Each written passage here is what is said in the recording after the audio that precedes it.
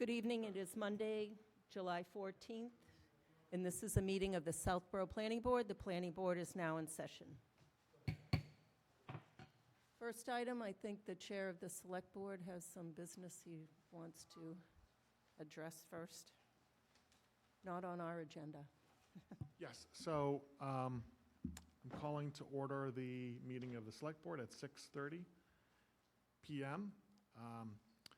Because we inadvertently failed to renew the appointment of Jesse Stein and Al Hamilton to the Affordable Housing Trust Fund past 6:30. We posted a revised agenda to take a vote to appoint them, reappoint them both to the committee for a term through June 30, 2027. So I move that the Select Board reappoint Jesse Stein and Al Hamilton to the Affordable Housing Trust for terms to expire June 30, 2027. I second. Okay, all those in favor? Okay, and Tim? Aye. Okay, so it's unanimous. Thank you. Bye. Thank you. And does the Affordable Housing Trust want to open their meeting?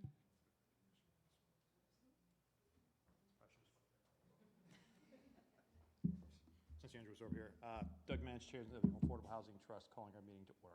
Thank you. And the first item on the agenda is the Affordable Housing Trust Housing Production Plan.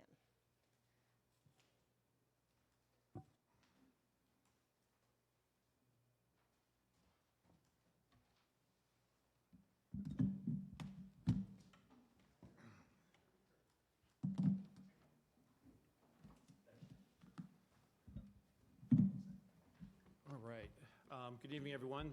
Thank you, first of all, to the Planning Board for hosting us, and thank you to the Select Board for joining us tonight. As stated on the Planning Board agenda, we're here collectively to review and discuss the Housing Production Plan for the town of Southborough. The Board of the Affordable Housing Trust has been tasked with this effort, and we've been working on this for the last few months.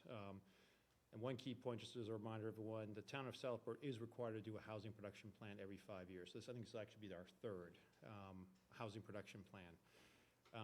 So we've been, again, working on this in earnest. We have brought on board with our funds a highly qualified third-party consultant, Community Scale, to assist us with the preparation and drafting of this, and you guys should have received a copy of this housing production plan. So, but I'd actually like to turn over to my fellow committee member, Ellen Myra, who, along with Jesse Stein, really took the lead on this effort, and she's going to walk us through the plan and answer any questions or comments that we might have from the Planning Board or the Select Board. Great.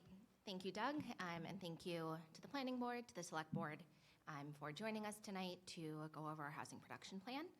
I also want to acknowledge Sarah Brent McCoy, who's in the audience from Community Scale. As Doug said, our very able consultant. She and her colleague, Nels Nelson, put in a tremendous amount of work over a very short period of time. So we are excited to share the draft plan with you tonight, hear your questions, have some discussion. And as you saw when you received the plan last week, it is detailed and lengthy. We're not going to go through the whole thing page by page. We wanted to spend a little bit of time on some of the kind of key headlines, and then, like we said, have that discussion and conversation with all of you. No, that's fine. Yeah, that I can't talk about. Thank you. So we'll just start a little bit about what the housing production plan is, why we're here. So if you could move forward to the next one, please, Colleen. No.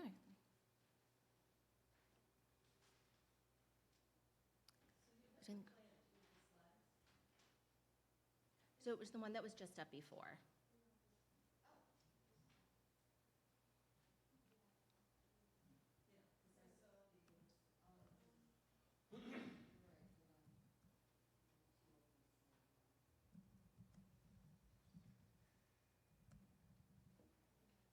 Perfect. Thank you. Great. So the next slide on there just talks a little bit about what a housing production plan is.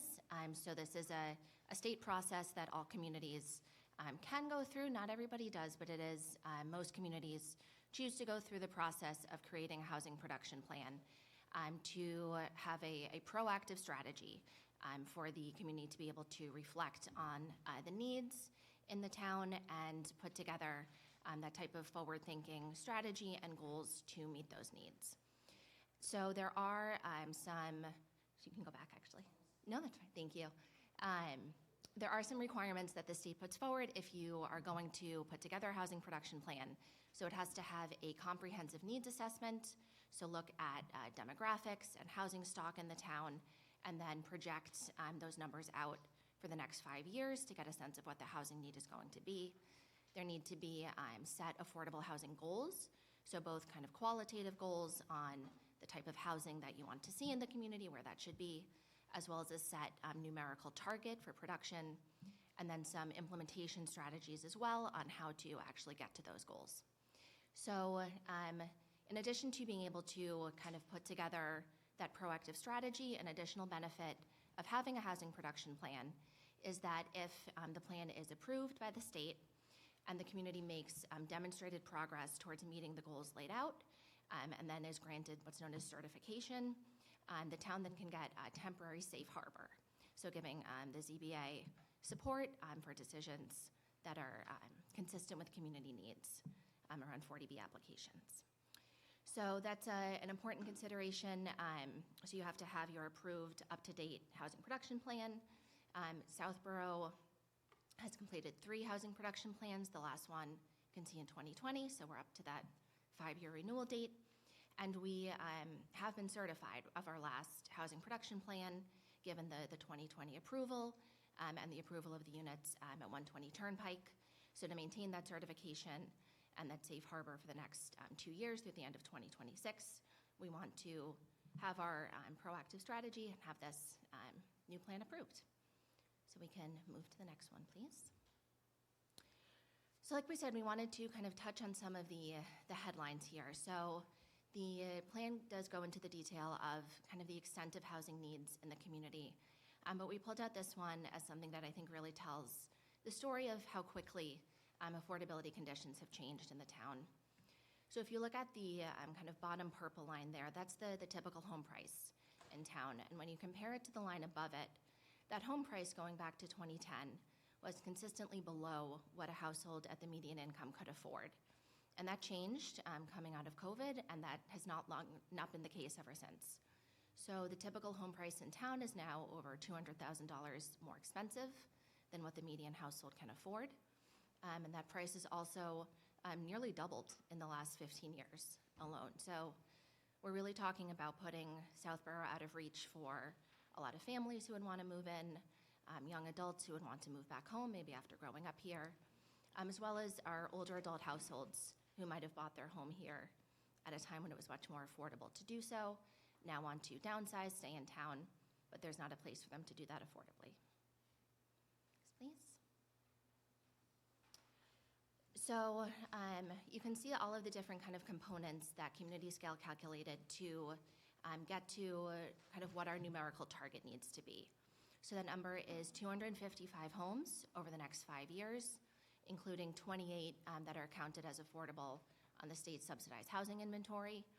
So that works out to 51 homes per year over the next 5 years. Next one, please. So to get to that number, Community Scale and the Affordable Housing Trust worked out 9 different goals and 9 aligned strategies, so all of which are shown on this matrix. And so really thinking about how we can get to that number in a way that really meets the needs that are existing currently in the community. And so again, all of those are detailed more in the plan. What we wanted to talk a little bit more about is what comes next, which is kind of some of the next steps for these strategies. Great, so first to highlight kind of where we already are, and we thought it's important to kind of take stock of all the progress that Southborough has made and acknowledge all the pieces that we have in place before we look at doing something new or doing things differently. So there have been a number of important zoning changes in town with the MBTA Communities Overlay District, the Downtown District a few years ago. So we really want to be encouraging development in those areas before we start thinking about things like additional zoning changes. We're also supportive of the work that we know the planning board is doing now around the ADU bylaw, understand the types of opportunities that will open up, and then also work in coordination around opportunities around Route 9. So we know that that's a big focus with the wastewater study committee, other committees in town, to really make sure we're maximizing the opportunities that are there. And the overall kind of economic development goals along Route 9, we think are really aligned with the housing goals as well, that to get to the type of economic development the town needs, we need that commercial development as well as denser multifamily housing development along that Route 9 stretch. So the middle bucket are kind of the areas that the trust is thinking about next steps on. So that includes kind of tracking the success of some of our recent zoning and policy and bylaw changes. So again, understanding what's getting built, where is it getting built, what types of supports are we offering, how are those helping, what can we maybe be doing differently. Also thinking about how the trust wants to be approaching our capacity for production and preservation of the existing affordable housing in town. And then finally, we're looking into pursuing housing choice community designation. So this is another opportunity from the state that if a town is kind of hitting certain benchmarks around best practices, that if they get that designation, there's a separate kind of funding pool from the housing choice grant opportunity that opens up, and then a town also gets kind of priority or bonus points on a lot of other grant applications. So Community One Stop, a lot of infrastructure grants. So there's a lot of opportunity that opens up, and this is something that we looked into with community scale. We're already kind of well on the way. So we want to kind of understand what other steps we need to take, potentially through some technical assistance from the state, looking into grant opportunities for a consultant to kind of help support the trust. And then one we wanted to focus on with all of you, where we're requesting some collaboration, is around removing the cap on older adult housing at our fall town meeting. So this is, again, detailed in the plan. So we do have in our zoning bylaws a cap on the number of homes for people age 55 and older in town, and that's set at 7% of our total housing stock. So that works out to 213 homes. We currently have 208 of those homes in town. So we're really coming up against this self-imposed barrier at a time when our older population is really rapidly growing. So this is one we wanted to connect with all of you on, see how we could move this forward. Either happy to come to another meeting or schedule another joint meeting to move that one ahead for fall town meeting. So those are some of the highlights of the plan, and wanted to open it up for any questions you have on the strategies. Sarah Brent's here for any of the technical questions as well. So thank you. Thank you very much. Ms. Houlihan. So first of all, thank you. Thanks to the committee for all of your support on this and doing this and getting the consultant. I know it's a big lift. It always is when you do these type of deep analyses. So thank you, and thanks for taking the time to present it. You know, I feel like I've been here. This is my 6th year, and I learned something new about our E-code and what's in there. So I had no idea we had a housing cap. I know we did on the ADUs, which we're hoping to eliminate in the administrative bylaw. So I guess if we could dig in a little bit more on kind of where is that off the top of your head, if you guys know where that is. And then I am in full support of removing that. I mean, we're trying to make some steps. I don't know if we can do it at, I think it would make sense to do it at the special town meeting, although I know it's a pretty robust, and we've got a lot of zoning articles on there right now. But maybe since we're doing administrative things, I think it might be something we could consider. So that's kind of my first question for you. Sure. So it's part of the special permit requirement. So 174-9, there's a section H on multifamily housing for the elderly. Excellent. I also want to point out on the planning webpage, we do keep a calculation table of the number of units that are available and the current list of 55 and over developments and their status. Yeah, and thank you to Karina for providing us those numbers. Oh, they're there. No problem. And I assume that there was some reason, like everything. I was actually on the phone with Don Morris today trying to understand some other stuff from history. So he's always a really good point for this, but why there was that cap on I there. think people were afraid that the town would be all over 55 development. Got it. Okay, so I'm definitely in favor of that. And then just a little bit more on just the tracking success of recent zoning and policy changes. Obviously, the planning board has yet to hear anything from any of these MBTA community sites that have been distinguished from any potential developers. Do you have something in mind for that, or is that also something in collaboration, like how we can help each other just think about tracking some of those things? Yeah, I would say more about how we can help each other. Understanding the type of development that's appropriate there, the types of partnerships that would be needed to get there, because I think there's the option of kind of seeing what comes in, or there's the option to kind of come up with something ourselves. So I think that's something we would be looking to collaborate on. Yeah, I think one of the goals was, it's a 5-year plan, it's simply a plan, right? But not to simply come back to it 5 years later. So the idea was to see, and again, as Ellen said, like, we've already done a lot, right, with the other zoning changes, right? Also, we have the Chapter 40Bs that just been approved, and so just making sure we as a committee, we'd love to do it collaboratively with you, is that what actually is getting built, how it's getting built.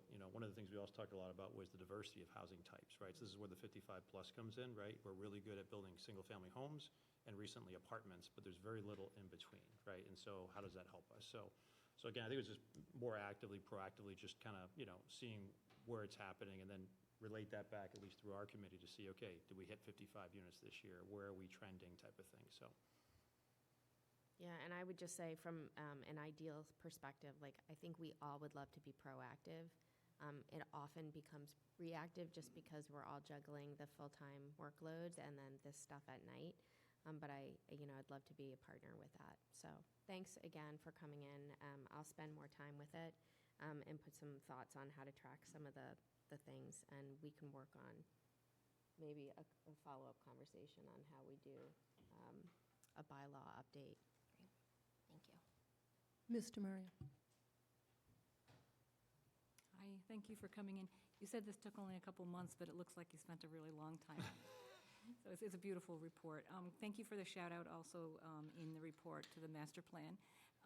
As you know, you've hit some of the goals with this, but also there's so much in here that really hits almost every single goal that you have. So thank you for that. I have only one question in it. Well, I wanted to just echo what Marnie was saying. I agree on your proposal for bylaw. Many of the meetings and things that I go to at the state, over 55 is considered exclusionary zoning now. And so that's always been kind of a little bit of a yin-yang for me because, it was there for a purpose. But I think today it's seen differently, that it's really excluding families. So on families, that's my question. Did you come across anything about or have any ideas about how I guess the question really has to do with the number of kids that are coming into the communities. So the information that I have is from the Metro West Area Planning Council, and their latest figures are that the number of children entering the schools is down about 20%, and it's in our area. And maybe that's more toward Boston, or maybe that's out this way. So. But, how do we plan for the future? I always wondered whether that number is correct because we're looking to, do something with our schools. But also, what does it mean for families? Like that in particular, just wanted to get your opinion on that kind of aspect with children. Sure. So I think like Doug said, we're thinking a lot about the diversity of housing types that we need. And so I think a lot of the concern comes up that you're mentioning about being exclusionary is that if towns only build multifamily housing, that's restricted to age 55+. So are kind of going out of their way to exclude those families with children. So I think we're looking for a mix of a lot of different types of housing. One of the other things noted in the plan is that since our last plan, 5 years, we've only built single-family homes. That's the only thing that's been built in town in the last 5 years. And those tend to be large. They tend to be on large lots. So thinking about how we can get a better mix of single-family homes, the duplexes, the smaller apartment buildings, the townhouses, so that can include everybody. And so on the school issue, so one of the pieces that Paul had shared with us as well and shared to Sarah Brent was looking at some of the school-age population projections. So all of those went into the need assessments that Community Scale did, looking out to kind of estimate the different types of units and mix of units that we would need. So I think there's only, some of this is a little bit of a crystal ball, but that is something that was considered in the projections, and so are reflected in kind of the mix of single-family, like ownership units versus rental units that are recommended in the plan. Thank you. Thanks very much. Thanks. Ms. Braccio. Thank you. Thank you for coming in. Great report. Very, very well done. Kudos to your consultant for doing all the legwork to get this done. I know it takes a lot, so thank you very much. Great job. Just a couple comments. On the chart, again, I'm going to go back to kind of where Marnie went about the, let's see, removing the cap on older housing at a fall town meeting. My only concern with that is, if you take a look at the over 55 housing stock that we have here in Southborough now, it's units that are selling for $700,000 and above. And I don't think that hits the everyday Southborough longtime resident. I don't know how we fix that, but I think we should consider that if we're looking to remove the cap. I think the last thing we want to do is put more larger condos, duplexes, whatever, for seniors potentially, but them coming in at such a high price point, it's not helping those that actually live in town. It makes Southborough more of a retirement community, if you will, which isn't a bad thing, but if we're looking at true diversity and and equity and trying to help those over 55 that may want to downsize or, have a smaller home anyway, but it's just too much for them. So, again, I don't have the answer there, but that's, that was just my first thought when I saw that.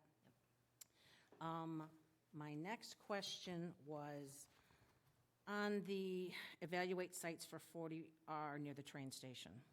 I think that's a really big jump. Not that a 40R is a bad thing, but I think with the downtown district, we saw there was a lot of contention, if you will, on that.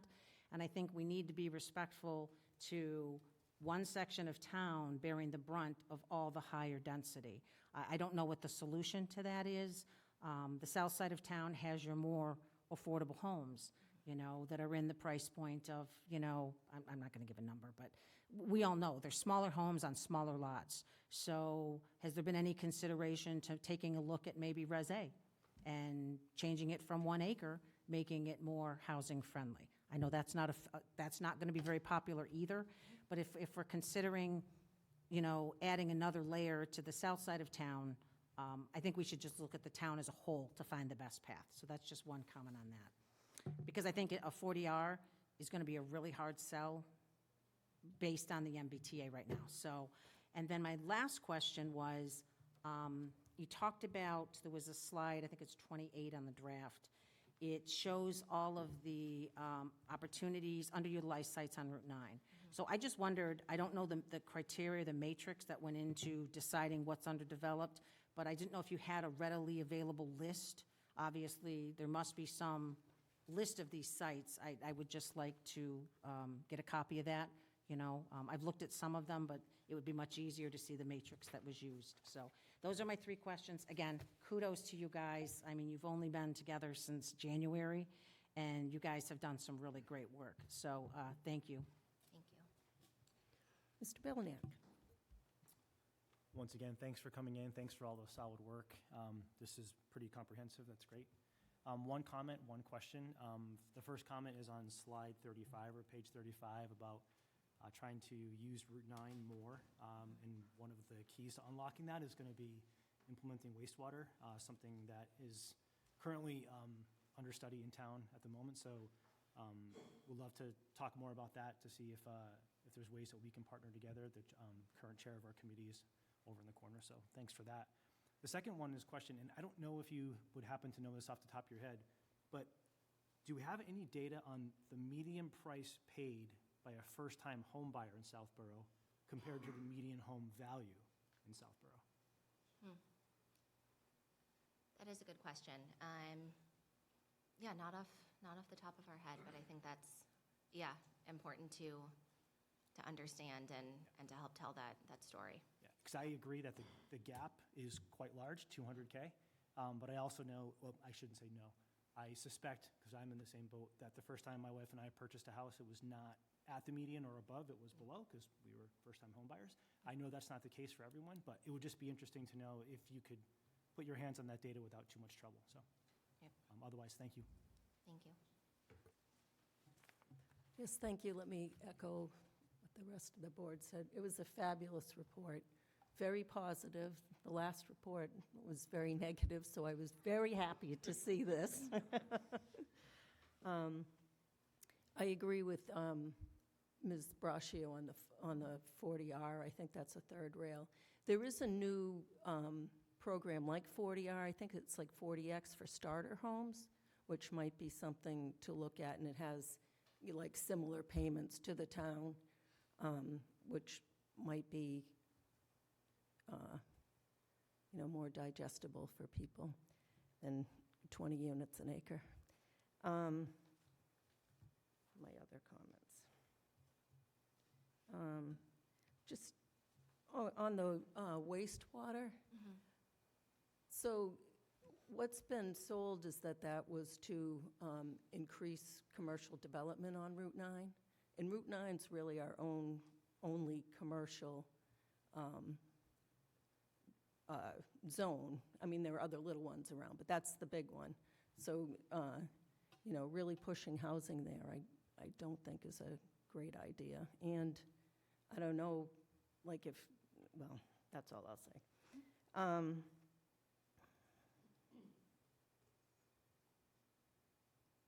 Can I Yeah, I was gonna say. just comment Sure. on that point? Yep. So we really do see alignment on developing along Route 9. And as Alan said, it's really the wastewater study and feasibility and that actually happening is key to all of those. And I think, I was thinking a lot about this as well. And so I was looking at, two of the biggest parcels that are currently used along Route 9. So Ken's Foods is 51 acres. Last year paid about $600,000 in property taxes to the town. Madison Place is 19 acres, paid about $700,000 in taxes to town. So if we're trying to really rebalance the tax base, which I think is kind of the ultimate goal of that development stretch, then I think it's really a mix of that denser housing and the commercial development. Yeah, I would add too, we actually purposely put a note in there too, acknowledging exactly what Route 9 is for, which is commercial tax base, right? So this wasn't necessarily to supplant the commercial tax base, it was really to, supplement it, right? Or be more mixed use in nature. And the sewer would allow, more opportunities for not just commercial, but also housing. But it was meant to be really complementary. And it's also the area that's less developed in town too as well. So it's kind of out of the neighborhood. So that was the kind of the comments or thought process. And also 40R, this committee definitely is not looking to put 40R around the T station. Right? It was more about 40R is a program that you can use on Route 9 too as well. It's really about, leveraging state funds if we decide to bring more housing into it too. So, and again, that was also like a sub-potential strategy on the last page. Like the goal right now, we're really in exploration phase of trying to look at what all the options are for the town per se. But just to give you a sense of that wasn't necessarily trying to do some big development around the MBTA station. That's not. We just went through the MBTA Communities Act. We acknowledged that, and but it was more just understanding.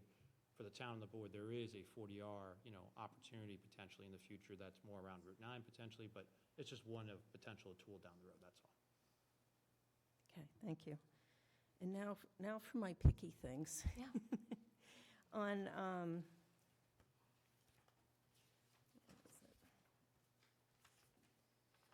so there's a note on the charts referencing the SHI. It's on my 18 and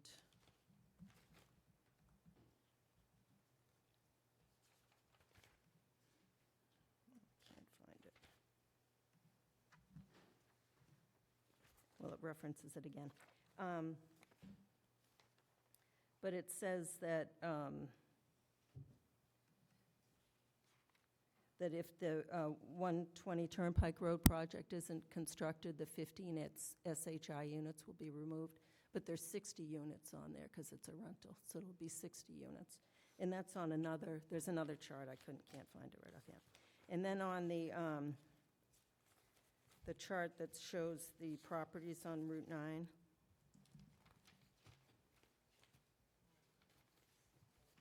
No, 34.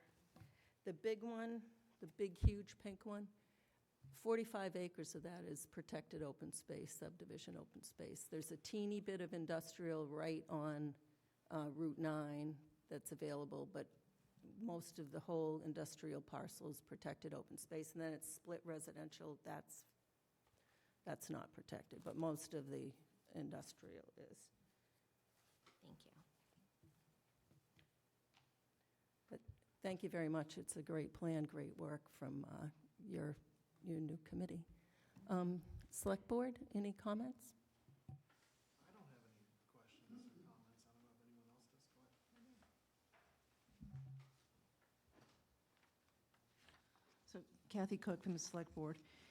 So this is an excellent report, but page 16 is shocking.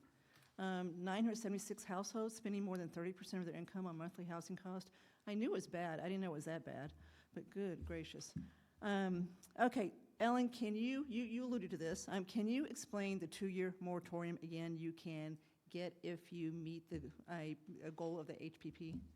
Sure. So that's what we're currently in right now. So through the end of 2026, based on the fact that we have an approved housing production plan, and we would need to keep that up by submitting this housing production plan and having that approved by the state.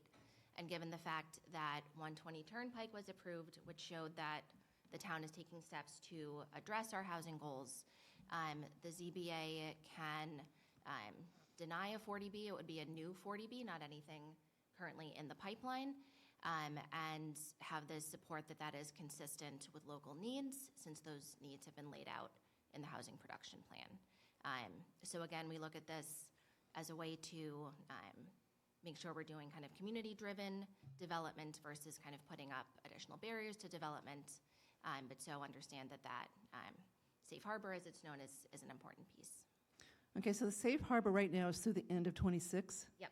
Okay, so given where we are with the 40Bs in the pipeline right now, and we've got at least 3 of them, then the ZBA could reject any application for another 40B through the end of 26 based on the 2-year moratorium, right? Yes. Okay, then what happens after 26? So we, at that point, would likely be above our 10% on the subsidized housing inventory, so could get into kind of another phase of longer safe harbor. We could also have this housing production plan certified if we continue to make progress and approve additional 40Bs that are in the pipeline. So yeah, if we keep building the type of housing that we need and meeting those goals, then that safe harbor period can be extended. Could I just add something quickly, just as a side? I think that they have to pull building permits for 120 Turnpike before the end of the year. Yep. In order to continue that safe harbor into the second year. Okay, so if that happens, then yes, right? And if that doesn't happen, then no? Is that right, Ellen? Yes. Okay. And Doug, does the ZBA have discretion as far as whether to reject a new 40B under the 2-year moratorium, or is it mandatory that you do that? No, I think if we're in good standing, we can reject. Okay, But so, if there was not there would ever be a friendly 40B, but if there was, in theory, we could still approve something like that. okay, so you've got a choice, it sounds like. Okay, Yeah. thank you, but excellent report, guys.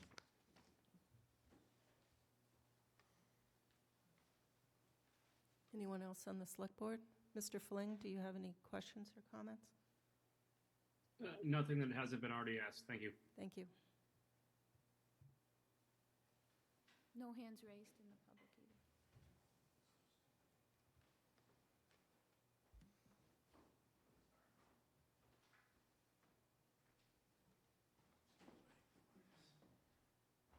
So, Jesse Stein, member of the Affordable Housing Trust Committee. So just in terms of the next steps on the 55-plus cap lift, if you guys are, and I agreed, with, I think, Lisa, you said something along the lines of having an affordability component to that. 100% agree. So if the planning board's next meeting, I think we said August 18th, is that correct? Yes. So if there is and I'm making an assumption that you might be open to adding a discussion to the agenda.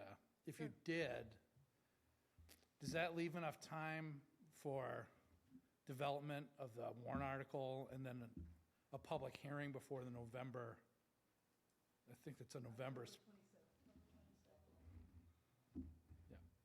It would be tight, especially, so I meant to mention that, but I forgot. I agree with Ms. Braccio. I think that bylaw was intended to have some affordability, because if you read the use in the code, it says owned by a community housing or nonprofit organization, which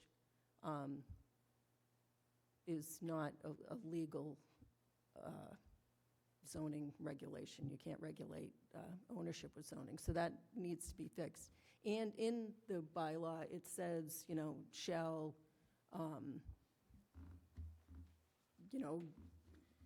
shall meet the economic needs of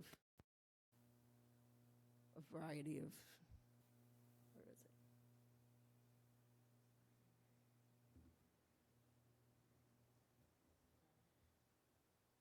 Well, we can certainly noodle this. Yeah, so varying economic levels, which hasn't really been done.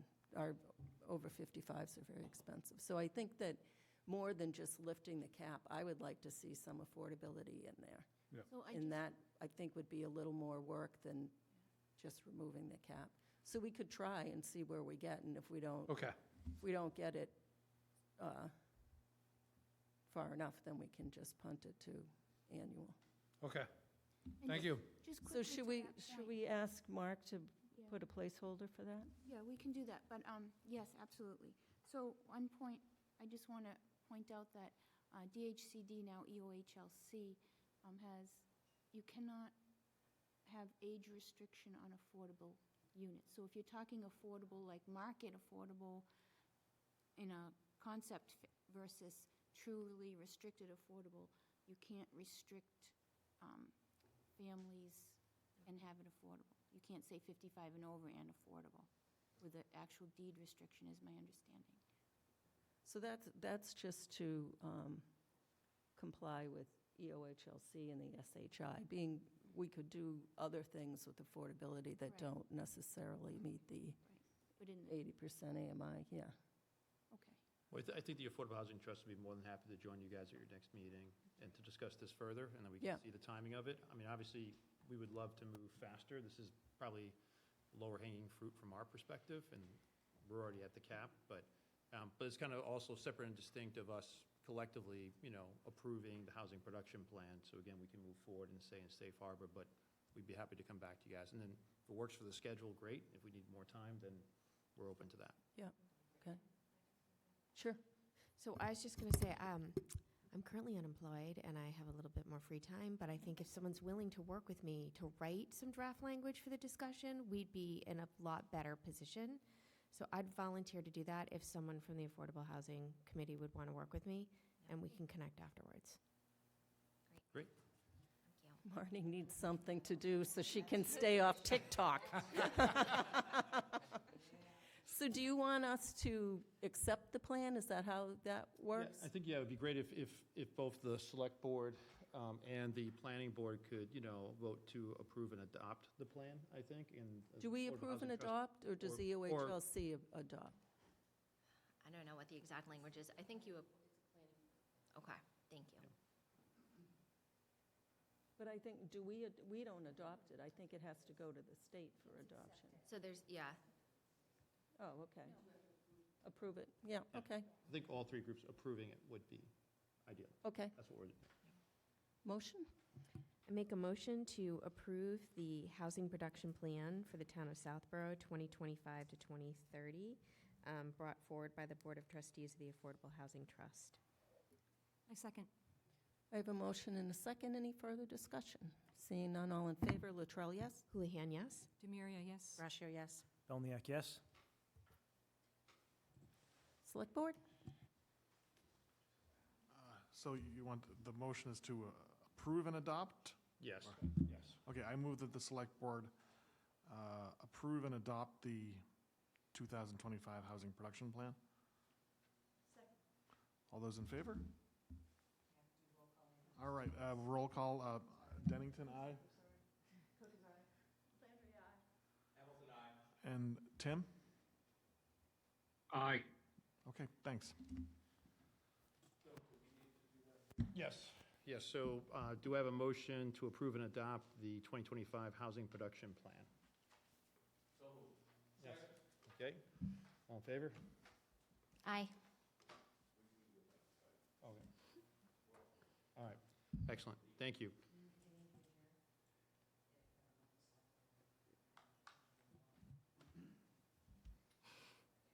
Do you want to adjourn?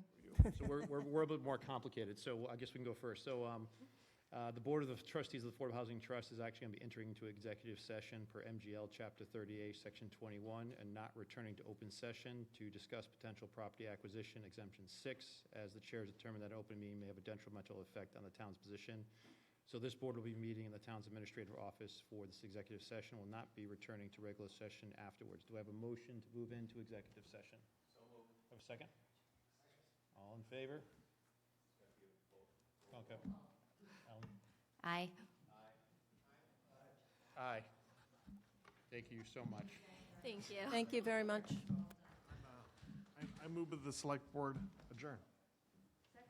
All right, roll call vote, Dennington, aye? Landry, aye. Cook, aye. Al? Aye. Tim? Aye. Okay, thanks, adjourned. Thank you. So the next item on the agenda is Atlantic Management Corp. I think that's on the agenda just to remind the board that we have a joint meeting with the Select Board tomorrow. We've been sent the proposed bylaw. I don't think we need to have much discussion tonight. Okay. The next item on the agenda, subdivision rules and regulations update. That's Alan. Thanks very much. There has not been a lot of movement since the last time we met, partially because I was away on vacation, also because we're trying to get a shared space set up. One thing I did do is to take all of the ideas that were floating around and try to create a tracker of some sort. I suspect the things that were shared with me as I joined and the things that we've all collected are not in some sort of priority order. And so my thinking is to share this around with you, Mimi, and with Bill, and kind of have us sort of figure out which ones we think are either more important or timely or have a deadline or something like that. Because we know, I think time is a little bit scarce, so if we can figure out which ones should be attacked first for whatever reason, we can then reorder and reprioritize and go from there. So I did, as a standalone, I just this evening sent around a document for us to look at, and then once that space is created, we can upload it there, and then we can figure out how to move forward. Okay. I think that we want to, if we're going to update the rules and regulations, just update them all, because we have to do a hearing for them. So to do a hearing and then just do, one thing. And I don't think there's any, well, I'm sure Bill would disagree, but he has some priority items, but. So there's a hearing for each one, correct? So to update the rules and regulations, we would need to do a hearing. So my thought is that we'd just update all of them. Okay, I misunderstood. I thought you were saying a hearing for each, which is why I was suggesting priority. Well, if we prioritize and say, well, we just wanted to do, paving depth, we'd have to have a hearing for that and do paving depth, and then that would be good, but the rest of them would still be from 1980, whatever. Okay, yeah, so and then in that respect, you're right, the order doesn't matter, we'll do them all, and then when we're ready to present and vote, then we can do that then. Okay. Perfect, thank you. Anyone else have anything on that? Al, did you, so you met with Bill Cundiff, and did he give you all his priorities to this point? Not his priorities, did he give you all his recommendations to this point? Only through sort of email and conversation, but we have not met face-to-face about it, so Okay. I do have a handful, and I can share that with our entire board if you like, Yeah. That way, if there's any that maybe some of others of us here know about, but I don't, we can consider adding them. I was going to say, so you emailed that this evening? Did you copy planning too, right? Yeah, I copied Okay, both. of good. you. So what I want to point out is if you want to meet with us sometime or with me, I have a folder of things that Bill has been sending me Okay, over a long period of time, like building them up. And Yep. we'll see if anything is missed and you can add those to your list. sounds great. Okay, Thanks. So everything Bill copied me on, I punted to Al. okay, good.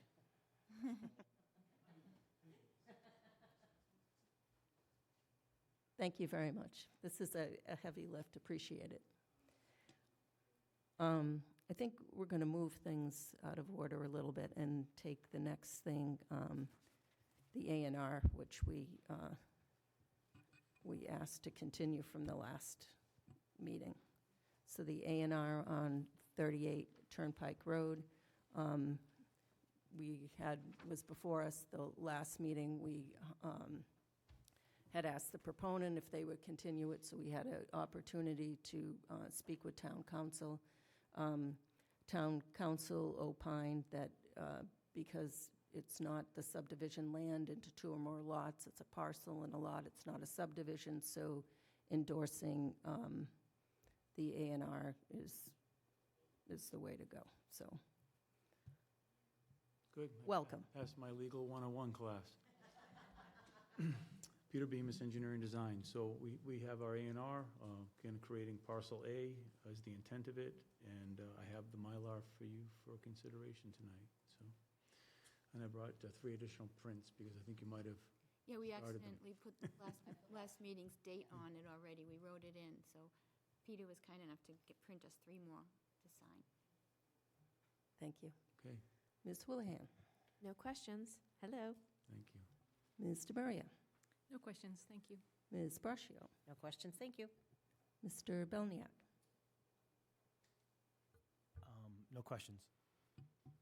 Do I have a motion? Yes, I make a motion to endorse the approval not required plan submitted for 38 Turnpike Road, map 39, parcel 38. I second. I have a motion and a second. Any further discussion? Seeing none, all in favor. Latrell, yes. Houlihan, yes. Demiria, yes. Brascio, yes. Belniak, yes. So Peter, if you leave us I'll just leave it, yeah. plans, All right. and then we'll get the endorsement form signed as well, and then you can, I'll call you Get them tomorrow. Okay, thank you. Colleen, do you have the new letter with the date you printed today? The new endorsement? Yeah. You had one that says July. Want to just grab it quickly? And I'll take care of this. Thanks. We did update it today when we saw it. Okay. All right, so taking things, again, a little out of order, a discussion item, accessory apartment, 71 Mount Vickery. This is an existing ADU that's over in a garage that they're hoping to add an office to. Is there anyone? Want me to give a little more detail, or is that good? That's fine, right? Well, if they're, Yeah, just, it was good. I know that there was some, this is kind of like amending an ADU with the, yeah, sure, come on up. This is Rick Saunders. Yep, Owner of the property. And welcome. thanks.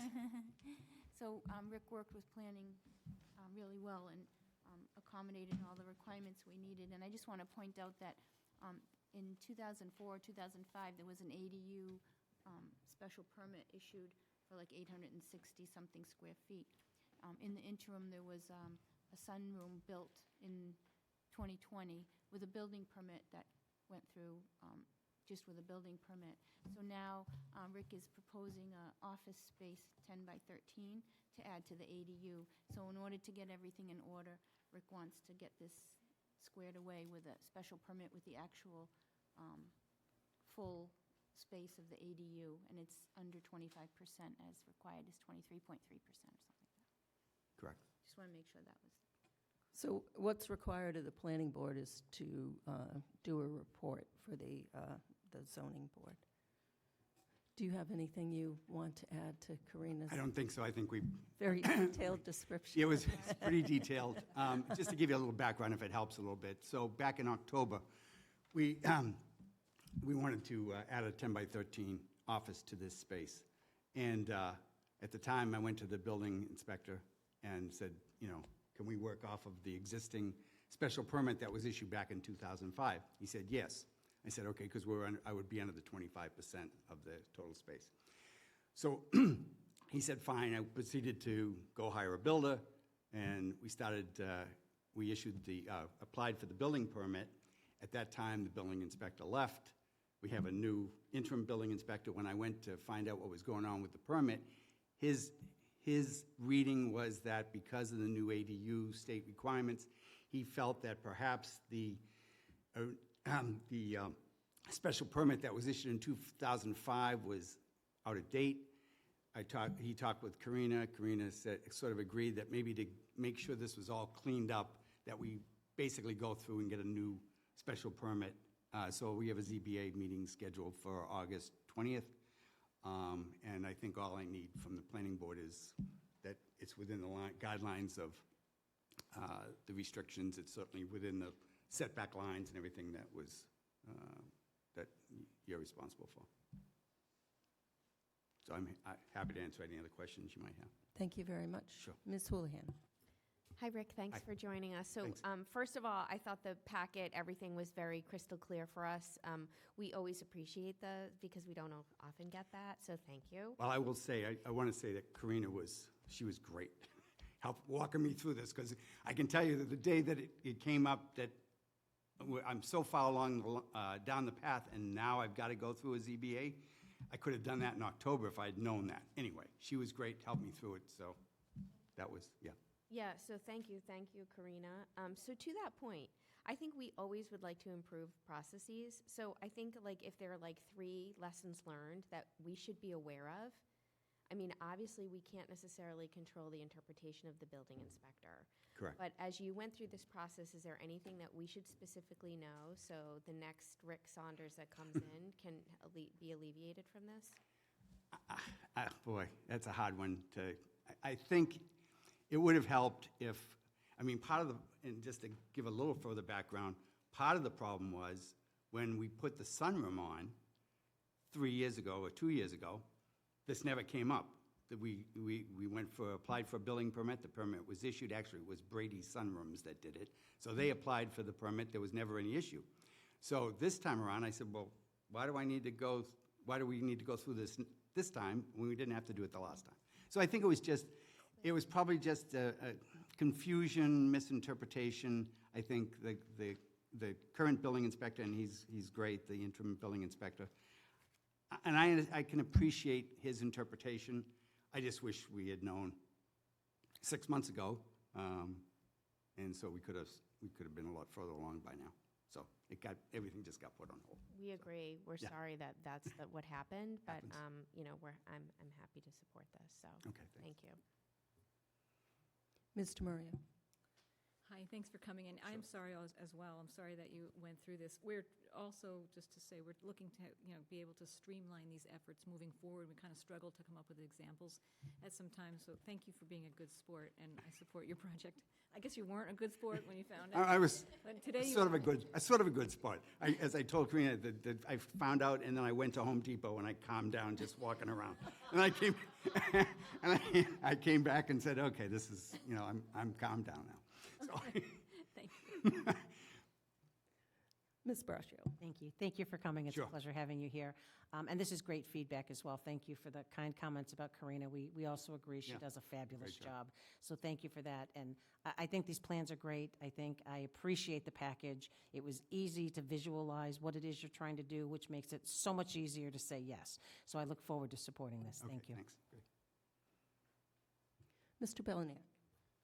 I echo everything everyone said. Great plan, no issues. Thanks. Appreciate it. So the picture, the office is being cantilevered off? Yeah, of- so it's going to follow the exact roof line. So it sort of looks like there's a dormer. Yeah, It's not really a dormer. That's just architectural fake roof. Oh, So okay. basically, it's just going to follow that exact roof line. Oh, okay, all right. Does that make sense? Yep. Okay. Yeah, it's a great-looking house, and Thanks. nice that there's an ADU there, you could never Yeah. tell. And there's certainly plenty, what we have to look at is, off-street parking, there's no issue there. Yeah. Bedroom addition, so there's no change for Board of Health septic Right. concerns. Yep, yep. So, do you have a report? Yeah, we have a report, but it's lengthy, and it just talks about things in the code that it has to address. It's a standard report. So how about if I just read them, and then we get a yes or no, and then we can take a motion to send the favorable report. As opposed to the bullet items of a sign permit. There's not 5 distinct things. It's like, is it under 25%? Is there egress and ingress? Is there parking? So, yeah, you can just. So there are 2 points of ingress and egress for the accessory apartment. The primary entrance will be a staircase at the back of the garage that opens to the apartment, and another set of exterior stairs that can be accessed through the sliding door to the deck and stairs, so there are 2 there. 2 bedrooms, 2 parking spaces. There's a big driveway there, so that's not a, And a 3-car garage. Yeah, right. oh, okay. I guess that's pretty much.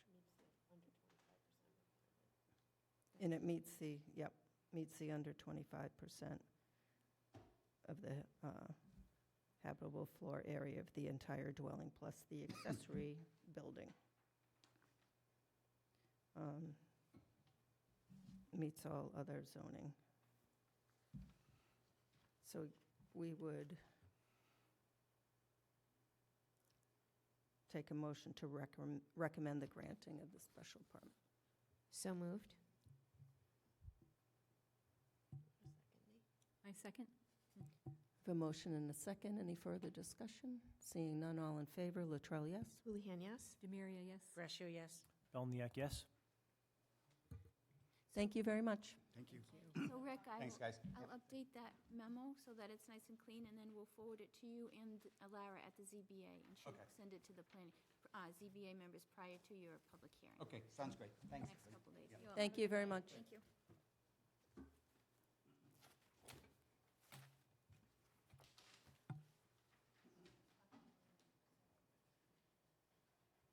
Go back to bylaws, you think?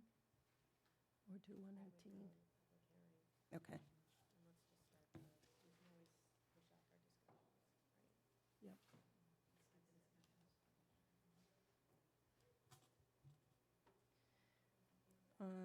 The next item on the agenda, we're going a little out of order because we ran a little late, is 118 Turnpike Road, back 9. Suite 4, a major site plan approval for a change of use from office to interior recreation, athletic, or exercise facility? Sure. Okay, I can do that. So being a major site plan approval, it's a public hearing. So this is a public hearing notice for major site plan approval, 118 Turnpike Road, Suite 103, map 37, lot 118-004. Southborough Planning Board shall hold a public hearing on Monday, July 14th, 2025 at 7 PM in the McAuliffe Hearing Room, 17 Common Street, Southborough, Mass., and via Zoom to consider the application of Eric Barberi, Patriot Indoor Golf, Inc., for the property located at 118 Turnpike Road, Suite 103, for major site plan approval per Town Code 174-10.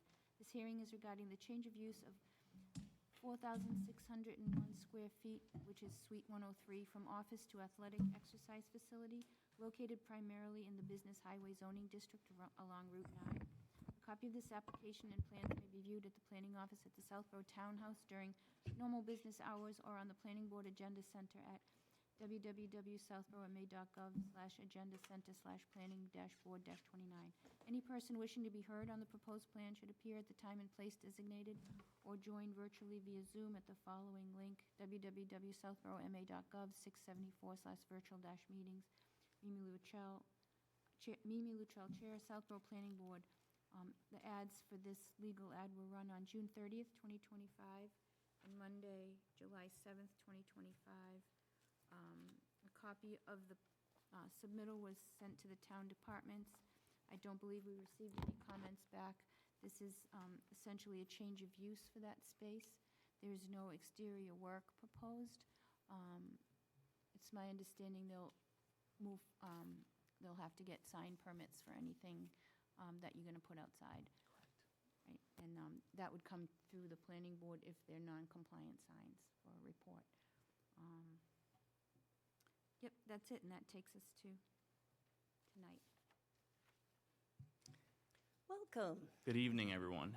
If I can just introduce myself, my name is George Bonan. On behalf of the property owner, David and Anna Ferris, to my left is the applicant, Eric Sorry, I just said it outside too. Eric Barbieri, yes, and the business owner, and I'll allow him to summarize and speak to the back nine. Yeah. Hi, thanks everybody for your consideration. Yeah, so the Back Nine is a members first indoor golf studio offering year-round access to the game through Full Swing simulators. It's the same cutting-edge technology that's trusted by many of today's top PGA Tour professionals.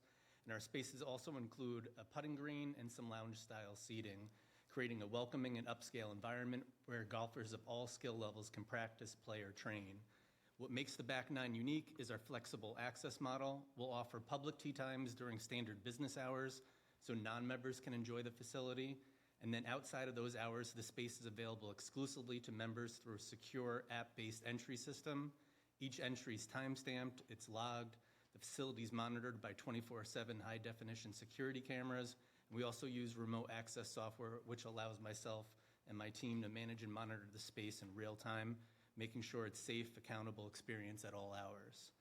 It's important to note we do not serve alcohol. We're not operating as a bar or a restaurant. The Back Nine's a clean, quiet, low-impact recreational use, similar in nature to boutique fitness studios. Typical visit involves 1 to 4 players coming in for their reserved session and then leaving when finished. We're also committed to being an active part of the community. We're going to offer seasonal leagues for both adults and youth. We're going to have structured social opportunities for golfers to stay engaged throughout the year. Leagues will help foster community, friendly competition, regular play in a fun, supportive environment. And in addition, the Back Nine will support local schools, youth sports, and nonprofit groups by hosting fundraising events and tournaments. In short, the Back Nine is more than just an indoor golf studio. It's a safe, modern, and community-focused facility designed to enhance access to the game, provide a positive experience for residents of all ages. So thanks again for your time and consideration, and happy to answer any questions you may have. Thank you. Ms. Houlihan. Hi. Thanks. Nice to see you again. Welcome, Eric. Thank you. Thanks for considering to bring your business to Southborough. So Sure. we always appreciate that. I see you have one operating in Maynard. Not yet. So Not yet, okay. I'm in the process of getting bids and hoping to break ground in about 30 to 45 days, but kind of targeting the same fallish timeframe as Southborough. Okay. So I think the concept is really interesting. So my hesitations are, so first of all, I love the idea. I think being able to have a recreation in that area, the 24/7. Yeah. So there aren't any businesses except for the storage facility that will be 24/7 that operate that way. Yeah. And so help me understand the rationale and, Sure. you know, of course, I think about I know there's obviously revenue benefits and all those things. Yeah. I think about the cons around, which is your problems with liabilities, but I also Sure. think about challenges if we need fire and rescue, if you get the drunk foursome that logs in and comes in and becomes troublesome to the neighborhood. Yeah. So just trying to understand Sure. that. Yeah, so the Back Nine's not my concept. This is a franchise, right? So that we have probably up to about 70, 75 other locations across the country, all operating 24/7. There's 200-plus locations under contract due to open. So it's a very fast-growing franchise concept that's moving everywhere. The 24/7 is a tagline and something that we use in a lot of our advertising, right? One of our taglines is where golf never sleeps. So, it's a lot ingrained in our marketing. Really, the 24/7 aspect piece is only open to members only. So we do offer public tee times. So if you weren't a member, you wanted to come try the place out, you could book a tee time. That's going to stop around 5, 6, maybe 7 o'clock the latest at night. And typically someone will be on staff to support them as they enjoy the facility. Outside of that time, it will just be our members, so it will just be people that know the area, know the building itself, know how to get in, get out, that type of thing. I will have 24/7 access, like I said in the review there, to monitor what's going on inside there. It's timestamped, so I know exactly who did come in, so if someone's creating a problem, that's someone I'm not going to want to become a permanent member, and that's someone I'm going to want to keep from accessing the facility again, right? I'm just as concerned with the facility itself. I did go through with our CEO on kind of how often it's used outside of the normal business hours, and really it's more early in the morning, people who like to go there before work and treat it as a workout. So 4:30, 5:30 in the morning, there's some activity. And then if there's a major sporting event, maybe the Celtics are playing the Lakers and it's a West Coast game, you'll typically see people out there till the end of the game, maybe 11, 11:30, that type of thing. There are some franchises, I'm not planning to offer this, but some franchises that sell a after-hours only membership for someone that might be a night owl. Typically those memberships might be over-the-road truckers or doctors that work different kind of shifts, where they want to come unwind, get a workout in before they go home and wake up their family or whatever it might be. I'm not planning to offer those types of memberships. I really want to focus on the high-value, membership model where someone's coming and signing up for a year. If it becomes a problem, that's something I can definitely address, but in just the years that the franchise itself's been open, I haven't heard any stories where anyone's had any major issues like that. And with us not serving alcohol, that's something that hopefully we won't have to deal with. But people could bring their own in. Yeah, the same as Yeah. Southborough Golf Right. Course or any golf course. Yeah, that could happen, sure. So I think just I know this is just the start of the hearings process. I think it would be helpful for us just to get some of that data to Okay. be able to see like what is the utilization rate Sure. between the hours of, I'd say, like midnight and 4 a.m. It's an issue for me personally. I couldn't speak whether the planning board, but I think once we set that precedent in town, Yep. it becomes a challenge for us to not uphold it for other establishments. And so really trying to understand that will be very important for me. I think other than that, that was really the only big question. And then around tournaments or those types of things, the parking situation, I think where you're situated, that's a tough retail outlet. There's a lot of retail establishments, and so there's some limited parking there now. So tournament parking, those types of things, I would imagine that would probably need to run us over to maybe the property next door into that area. I don't remember if Ferris owns that whole area, or is We that own DePietri? a lot on the other side of the access drive. Okay. That is not used at all, pretty much, right now. Okay. And there are, I want to say, at least 100 spots there. Okay, because I think that's something that should probably be comprehensive as we think about this plan moving forward, if you're going to host those tournaments, because we all know that traffic and challenges in this little town are a big challenge. Sure. And one thing on the tournaments, so typically when tournaments are run, it is a full day, but it's not everyone comes at once and participates in the tournament. It's something, because we're only going to have 5 bays, so we can only accommodate so many golfers at any given time anyway. And a lot of times you can come in, there's a part of the software where you log in, you say, I'm in this tournament, you identify yourself, you log in under that person, and then you play that round, and that gets put to the tournament. So tournaments typically, if it's a charity tournament, they'll stretch over a 2 or 3 day period, and it allows existing members also to continue to utilize the facility. So it's not just one tournament coming in kind of overtaking everything, right? When I've got members paying, $200 a month, and they Sure. want to be able to use it too. So yeah, I wouldn't think it's going to be something where we're going to have a huge amount of people all at once, right? Perfect. Well, Eric, thanks for coming. Really, I think the concept's really cool, and I will look forward to the hearing process. Great. Thanks. Mr. Murray? Hi there, thank you both for coming in. On the 24/7 concept, I see that you're asking for a couple waivers. Oh, by the way, I think the concept's very cool as well. Thank you. But I had a similar concern about the 24/7, and also wanted to see if you could just expand on the waiver requests. Sure. Could you be, I'm sorry, could you Oh, be yeah, more there's some, specific? they're both on lighting, I believe. Yes. Yes, they're both lighting. Is that correct? Mhm. Signs and lighting, yes. You need a copy, George? Oh, I'm sorry, you'd like me to expand on it right now? Yeah, is it Yeah, because I'm of sorry. the 24/7? I thought you meant at a later date. Oh, no. Oh, we can do it at a later. No, I could do it right You now. can do a book report and No, I bring it don't. the I next could, time if you I want. could tell you in 2 seconds. So, obviously, Is it related to the 24/7? Correct, What is yes. the lighting? Is it not, is it, not going to work with the current lighting, and why not? well, the reason for the waiver request was because the back nine is going to have a wall sign, obviously lit up, illuminated. And one of the bylaws, and I'm sorry, I don't have them in front of me right now, but one of the bylaws speaks to what hours wall signs or other signs too can be lit up in Southborough, as you all know. And I think it's supposed to be shut off at 10, if I'm not mistaken. 6 to 10. Correct. So obviously, if it's a 24/7 facility, we need that wall sign lit up 24/7, and it's for to find the location of the property and for safety as well. It's going to be dark at night. The more lighting in that particular area, the safer environment it's going to be. And I think, Karina, could you remind me of the second waiver request? It has to do with lighting as well. No sign may be illuminated between 10 and 6 except signs identifying police or fire stations or businesses open to serve the public on site. The other one was, the planning board reserves the right to limit and regulate the amount of illumination on the project site. Let me see. Any luminaire with a lamp, it's meeting the thresholds of the I believe this. outdoor illumination, and it says, operating mode, planning,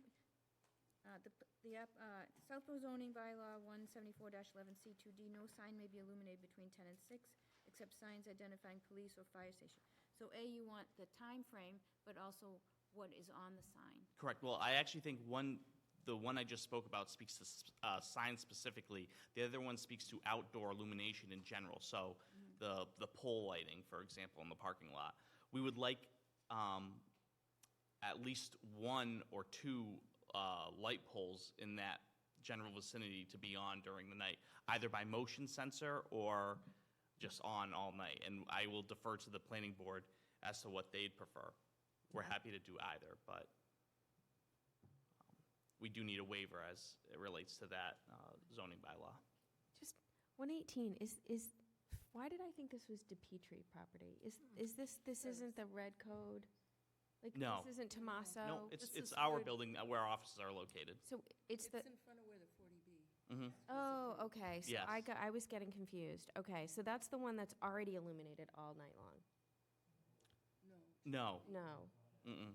No, that's 134, 132. Okay. That's the one. Okay. So that could require change in lighting poles, because I don't think you don't have automation on those poles now.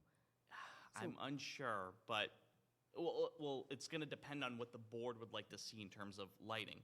Would you like to see a motion-censored lighting, or can we just leave the poles on all night? Because those can be put on a timer, and it's on us to figure out how to separate, let's say, pole A, pole B from pole C and pole D. But it may not require a change of poles. Maybe you could explain where the floor plan is, that unit is in the building. Is it to the rear of, does it face Route 9, or is it Yes. facing the rear of the property? It faces Route 9. It's on the furthest left side of the building. And I'm not sure if you have the architectural drawings in front of you or can flip to them, but, or the site plan I provided. It's highlighted in blue, I believe. So it'll be, the proximity to Route 9 is the closest in that premises than any other unit in the building.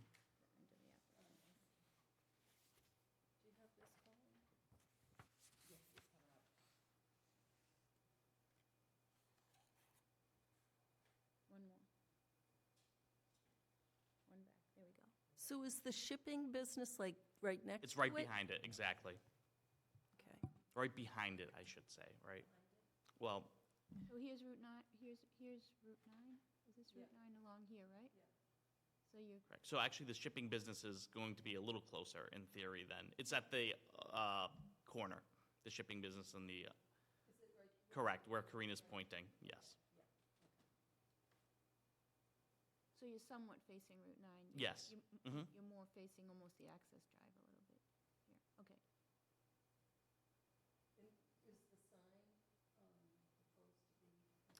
It'll be in the if you're familiar with it, where the beehivepros.com sign is right now, we are proposing to replace it with the back 9 sign.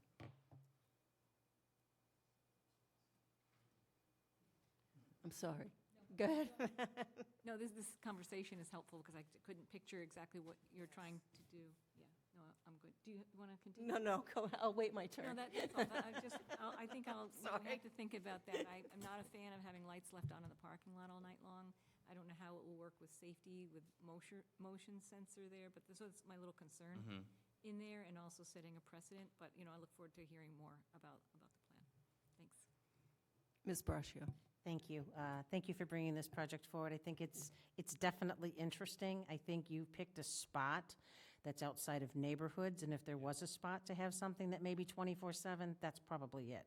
With, easy access to Route 9, to be able to turn around and head back, say you're from Worcester. Yep. So I think location-wise, I think you picked a great spot for it. I am a little concerned about the 24/7, but the location makes it a little easier for me to understand. So the light is a little bit of an issue. I would worry, I think motion lights are great, but if it's 4 o'clock in the morning and I'm coming out into a dark parking lot that who knows who may have come upon the building while I was inside, and I'm walking out, the lights are going on, for safety-wise, I would be a little nervous about the motion. So, but again, I think it's a great project. I think it's an interesting concept to bring to Southborough, and I look forward to moving this forward. Thank you. Mr. Belnier. Thank you. Just to follow up on Ms. Braccio's comment about the perfect location, the back 9 on Route 9, I'm not sure if you planned that, but that's it's pretty fantastic from a marketing perspective. It never actually came to me. Well, you can steal that one. I won't charge you for it. Might be a free membership there. I do have a couple of questions, and not necessarily to be addressed now, just to follow up the next time you're in. And I suspect some of these might already be on your list. But because it's a change in use, I'd be interested in understanding what the net change in traffic would be, particularly during the PM peak hours. Not so concerned about the AM peak hours and off-peak because it's off-peak. The second question I have would be the net change in wastewater use. I suspect it wouldn't be all that much given the kinds of uses, but would like to know that. I'm going to go against the grain here. I don't have much concern about the 24/7 access, and that's only because you said you've got 70-plus open now and 200 in the pipeline.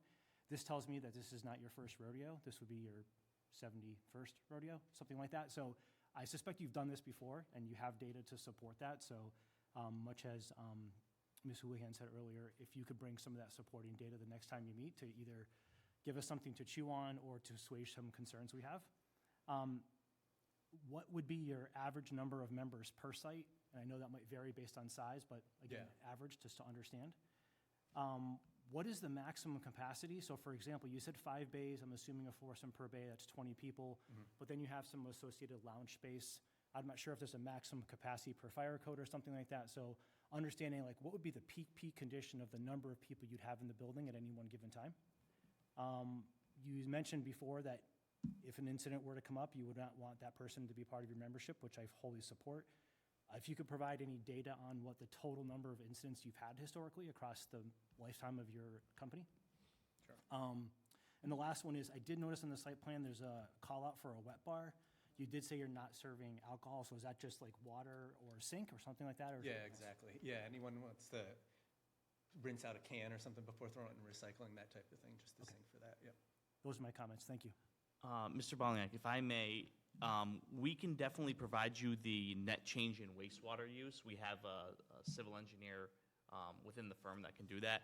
In terms of the change in traffic, that would require I believe, a traffic engineer to conduct a study. And the cost of that, in my opinion, would be a little disproportionate to what we're proposing here. We're really not proposing any exterior changes. So I don't know if it would be just to subject the applicant to such a financial burden. Understood.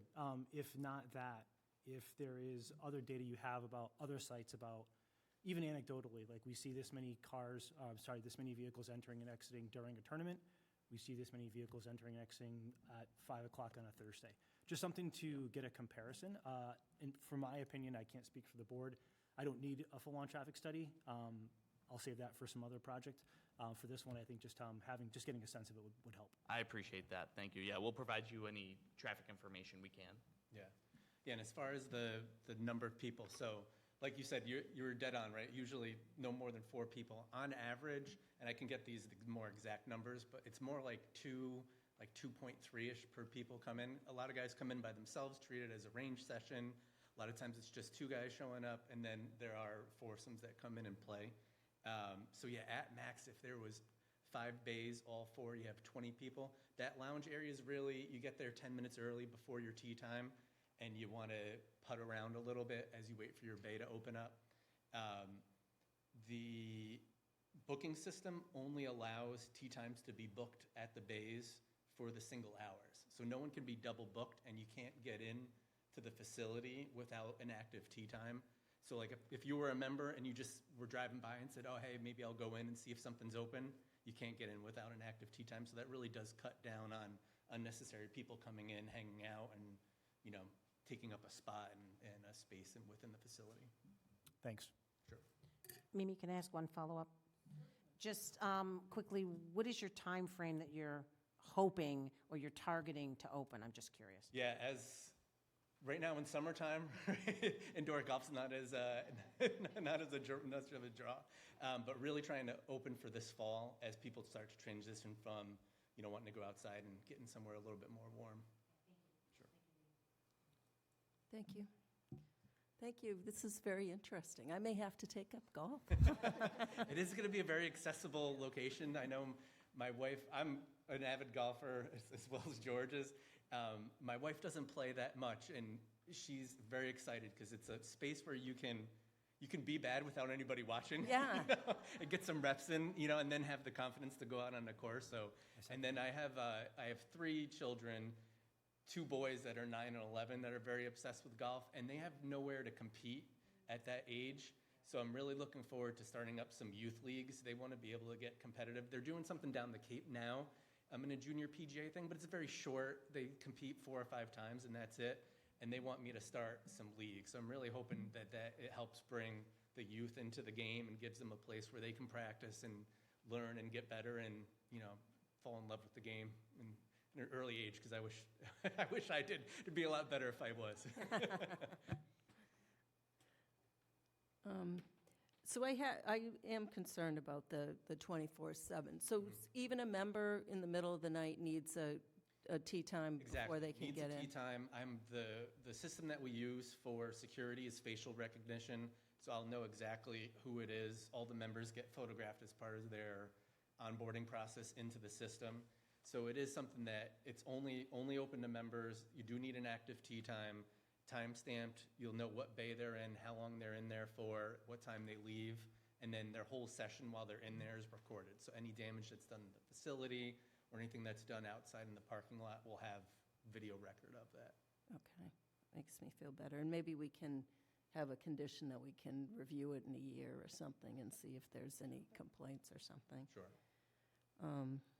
So there's no security, it's just the automated. At that time, yeah, Yeah. it's all automated, correct.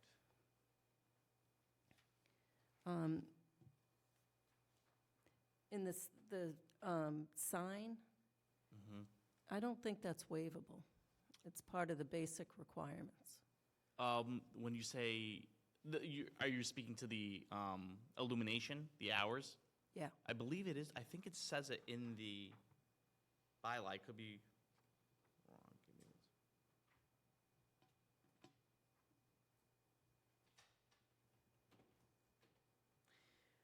one second. There was a question actually whether we were even subject to this bylaw, because the latter part of the bylaw says, well, I'll read the whole bylaw. It says, no sign may be illuminated between 10 p.m. and 6 a.m. except signs identifying police, fire stations, or businesses open to serve the public on site. I would say that that third description fits what we're proposing here.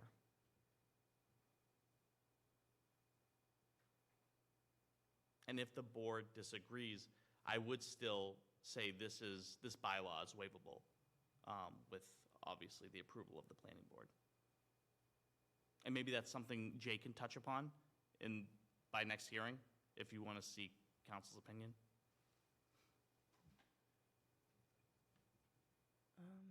Maybe.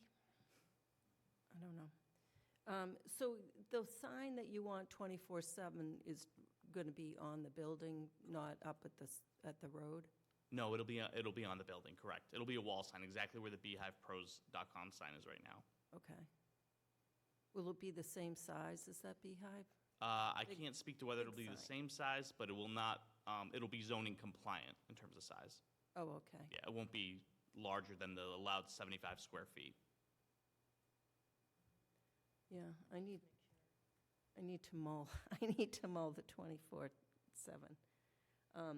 Because, as Ms. Houlihan said, we have no signs illuminated on Route 9 now. No businesses that are open 24/7. Well, there's the storage. Your sign isn't illuminated No. 24/7. I made sure of that. But once you get one, then everybody else wants one. I will say, though. And then we look like Framingham and Westboro. I understand, and I would agree with you, Madam Chair, but the 24/7 aspect of the business is so ingrained in their marketing. It's Right. really part of I them. understand that. I think if there was ever, an instance where a waiver was deserved, it would probably be this one. And let's not forget, as you all know, I believe there's only one residential abutter within 300 feet, and they are on the opposite side of the 120 building on a completely different road. The lighting's just not going to be seen by a residential property owner. It's going to be just Route 9. Right, but we like to be dark sky I understand. compliant, Mhm. so we can have fireflies in town.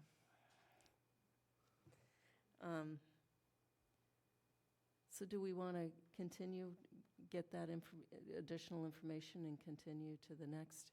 I think I need to think about if you have any creative ideas of how to mitigate the lighting. I will certainly touch base with our lighting engineer and see if they can come up with something.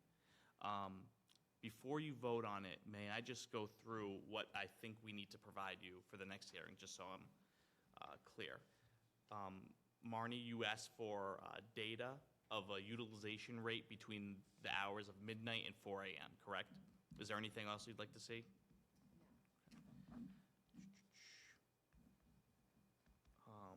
Debbie, I think you were pretty good. You didn't ask for anything. I'm just kidding.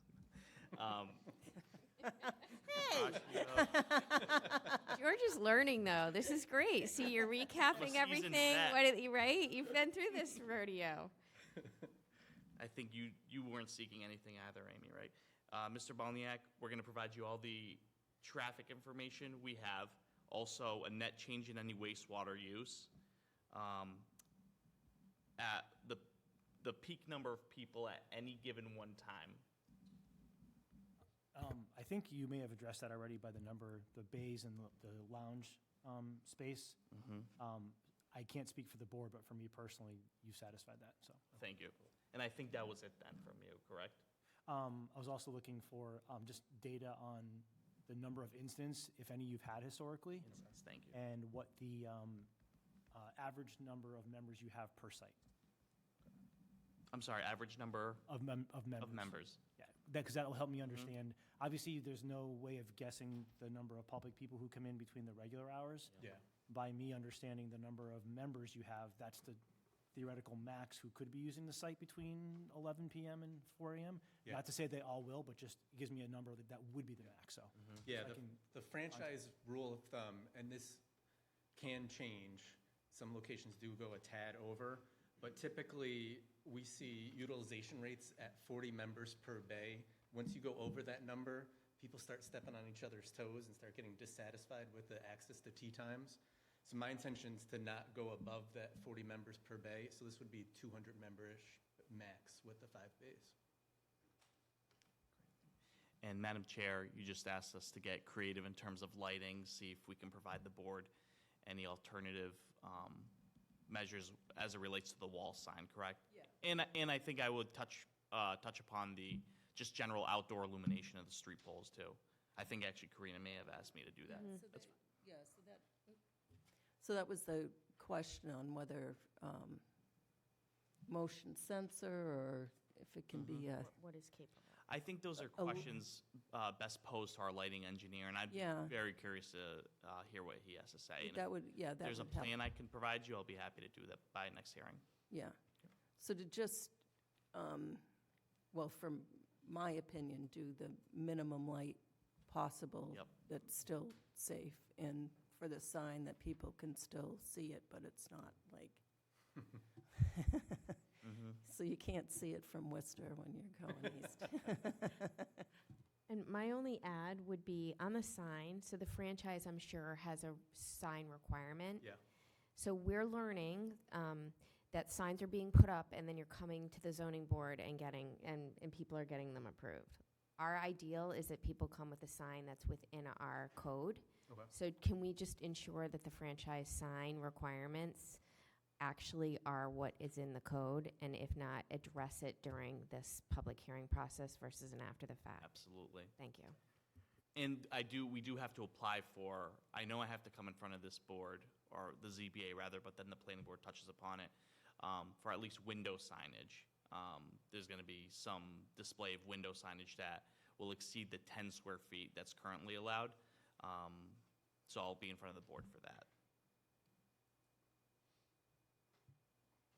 And you or did you already get a special permit to? I have the not, change? no. We don't have the final plans as it relates to those signs, so I'm waiting for those, and then I'll Okay. apply for them. But for the use, do you need a, Oh, no, we have not got that special permit. I apologize. That's scheduled for August, so I don't mind this hearing being continued at all because we're not going to be heard by the ZBA until August anyways. I don't know the date. Okay. There you go. So should I make that? on that note, Thank you. I'll make that motion to continue the public hearing for 118 Turnpike Road, the Back 9 Suite 4, major site plan approval / change of use to 7 PM on August 18th, 2025. I second. oh, I didn't, before we go on, was there anyone in the room or online that had any questions on this?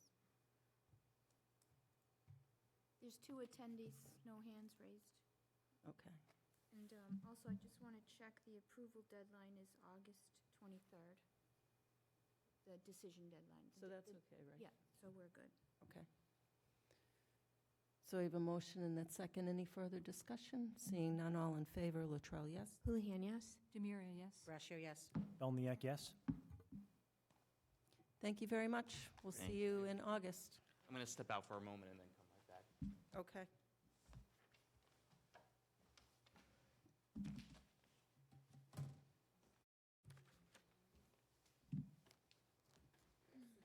Whoops, the next item on the agenda is 10 Turnpike Road, storage facility modification for major site plan approval. I think they have, the proponent has requested to continue without testimony. Is that correct? That's correct. Okay. Great. I make a motion to continue the public hearing for 10 Turnpike Road modification to major site plan approval to 7 o'clock on August 18th, 2025. I second. I have a motion and a second. Any further discussion? Seeing none, all in favor, Latrell, yes? Houlihan, yes? Demiria, yes. Brascio, yes. I make a motion for the extension to decision, can I speak? For 10 Turnpike Road Contractor Facility Modification to MSPA, decision due date to extend to August 22nd, 2025. And I second. I have a motion and a second. Any further discussion? Seeing none, all in favor, Latrell, yes? Houlihan, yes? Demiria, yes. Brascio, yes.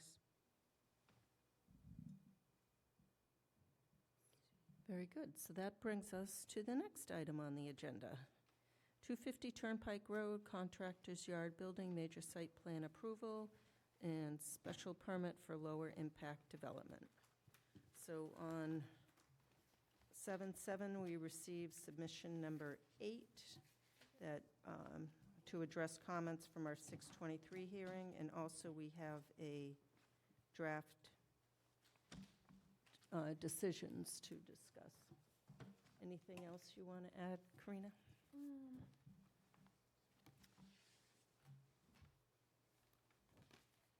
So, the decisions were sent to the applicant team on Friday and to the planning board as well. Marnie had some comments on some of the conditions and findings, so we'll do that as we go through, I assume. We have to remember that there are lid waivers that we still have. To vote on, yeah. Yep. And then I just want to point out, there are some corrections that need to be made to the parking calc on the plan set. So that'll have to be incorporated in the approved set of plans that we discussed. Yes. After this is voted on and assuming it gets approved, do I submit, or would the applicant submit, a final set of plans to the board? And I can just, 2 sets, okay, and I can make those corrections to that set, correct? Yeah, if the planning board agrees to that. Sure. Like that's Mm-hmm. what's happened in the past. So just to explain to the board that in the parking calc, I can't remember which sheet it was, but the Should be S2. S2, the gross floor area for the parking calculation was based on the footprint and not on actually the square footage of the 19,200. So instead of 10 spaces, it really requires 13 spaces.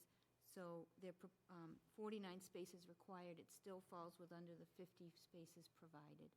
It just had to add 3, so you're still within your Correct. your excess Yep. amount there. And the incorrect subsection was cited as well.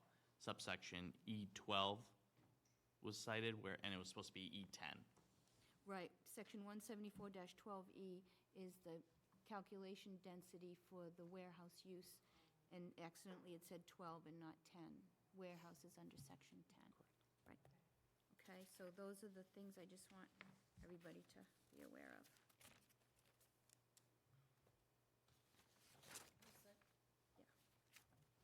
Well, hello. Hi again. George Bon on behalf of the applicant, FD 250 Turnpike LLC. I have nothing to add. If I'm not sure if the board wanted to kickstart going through the decisions, and I heard that you had some comments, Marnie, as do I, but I may reserve them until the end. So should we just, if there are any general comments on the plans, go through the board, and then we can work through the decision? Ms. Houlihan? General comments on the plan, no, thank you. It looked like everything is addressed. I just want to specifically call out Karina. This is why Karina's our town planner. She's so detail-oriented, and I just want to commend her, like even just finding that on D5. She has been overwhelmingly taxed with many different projects in front of her, and it's a lot to juggle. Thank you. Really appreciate it because you help us look good. So thank you. You're welcome. I tried. That's my I'll only echo comment. that sentiment, by the way, Thank you, coming from George. the developer side. Thank you. Mr. Maria? Thank you, and thank you for coming. I do not have any questions or comments. Thanks. Ms. Braccio? Same here, no questions or comments.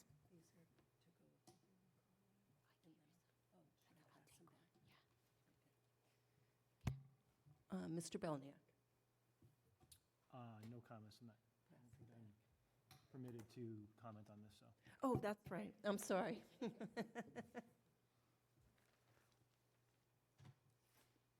All right, so let's start with going through the decision then.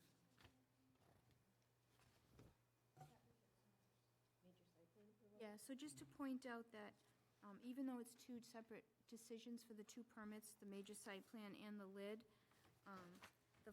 the documents used, submitted, the documents submitted, other information submitted, the findings and the conditions are identical, so that the permits, there's no question. The waivers are different for each decision, and there are some citing to specific criteria in the findings about a lid versus the site plan.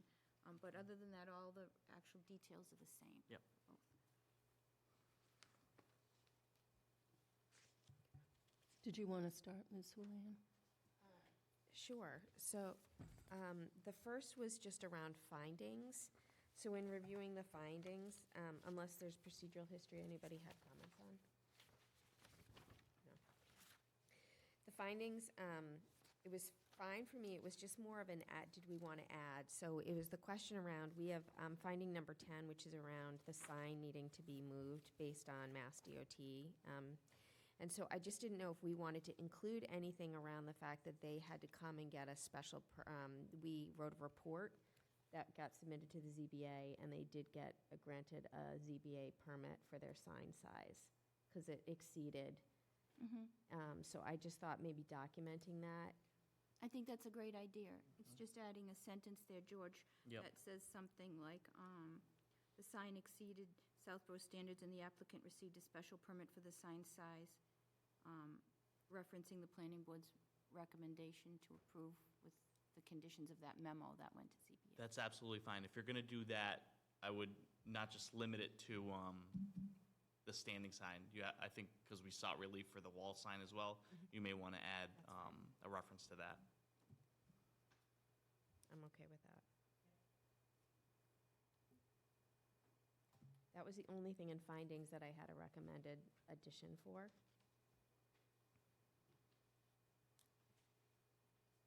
Do you want me to go to conditions? Yeah. Okay. So in conditions, and I actually think this is, it's a nuance, and I think it's just something the planning board should consider for all conditions. And so the first one is number 4, which is the existing drainage and stormwater management system shall be cleaned and maintained, including but not limited to blah, blah, blah. We never provide a minimum expectation.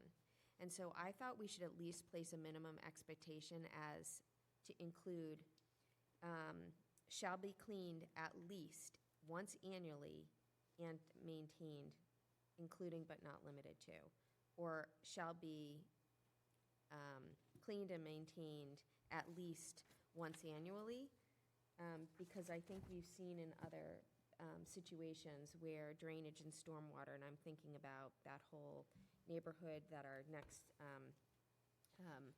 group is coming, that Carriage Hill area, that soccer field, that stormwater never got maintained, and it got all backed up. So I'm just wondering if that the planning board, it makes sense to put at least once annually. My only hesitation on that is that those basins are considered wetlands, and they're under the jurisdiction of the Concom. Does the Concom have any type of schedule for Yes. maintenance? Okay. Well, in terms of maintenance, I'm unsure. I've provided the former order of conditions, but I can't speak right now specifically whether they have us clean it out regularly. I know it does say maintain, but it doesn't. I don't think it is specific in terms of how often we have to do it. But I honestly can't speak to it. So how about if we put or per recommendation of the Conservation Yeah, Commission? Yep. Or, yep. Is that okay? makes That's fine, sense. yeah. But we have an NOI, so we're going to be subject to that.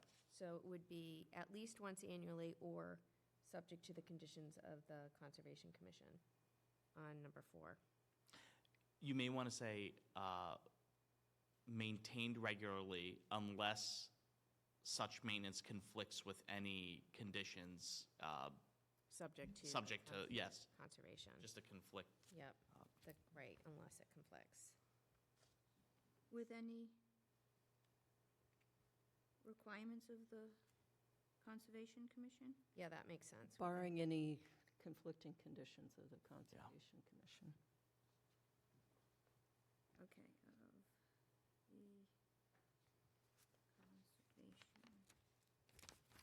Okay.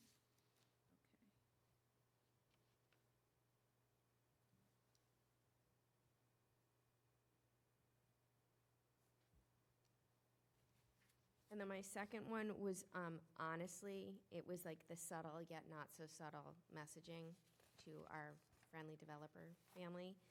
On number 23, is bolding and capitalizing prior, a pre-construction meeting with the planning department shall be had prior to any exterior construction activity on the site. We know we've had some issues before, so I just wanted to bold, capitalize that word. And then to also include, to bold, not capitalize, but bold at least 14 days before the start of construction, the applicant shall provide written notice to the planning board. I know it doesn't really do much, but I think it's just try to emphasis of the importance of the constant communication that I feel was subject to being broken down prior to these. I have no objection to that. Thank you. Those were my only suggestions. Is the rest of the board okay with that? I think that's a good idea. You had number 27, did you want to include? Oh, yes, sorry. Okay. And then, sorry, number 27 is after construction is completed and no later than within, what was my exact language? I think it was within. No more than 4 weeks after construction is completed. Adding no more than 4 weeks before after construction is completed. And again, this kind of, we never seem to get the as-bills until people come back and they've changed them so significantly that we never saw them. So it tasks us a little bit to track it, but that would be my other suggestion. I'm okay with adding a time frame. I would just ask that it may be extended a little bit. 4 weeks may be a tight timeline for an engineer to get out there or a surveyor to get out there and create it would almost have to happen right away. I would like to leave a little room, if I could ask for 8 weeks. I'm okay with that, Thank you. yeah. Okay, 8. Is everyone okay with that? Did you want that bolded? Yes, can we bold that? Absolutely. Any bolding, underlining, italics, knock yourself out. But George, you're going to be so good at this. I I'm gonna mean, be the the back best. nine's going to be great. I know. I'm going to be a peer reviewer soon. In an engineer. Yeah. As close to my PE license. That's all, believe it or not. Ms. DeMaria. I don't have anything additional. Thank you. I agree with Marnie's suggestions. Ms. Braccio. I have nothing further, but I would just, again, like to say, Karina, you put a ton of work into this, and it truly shows, so thank you very much. Oh, you're welcome. I just had one little thing.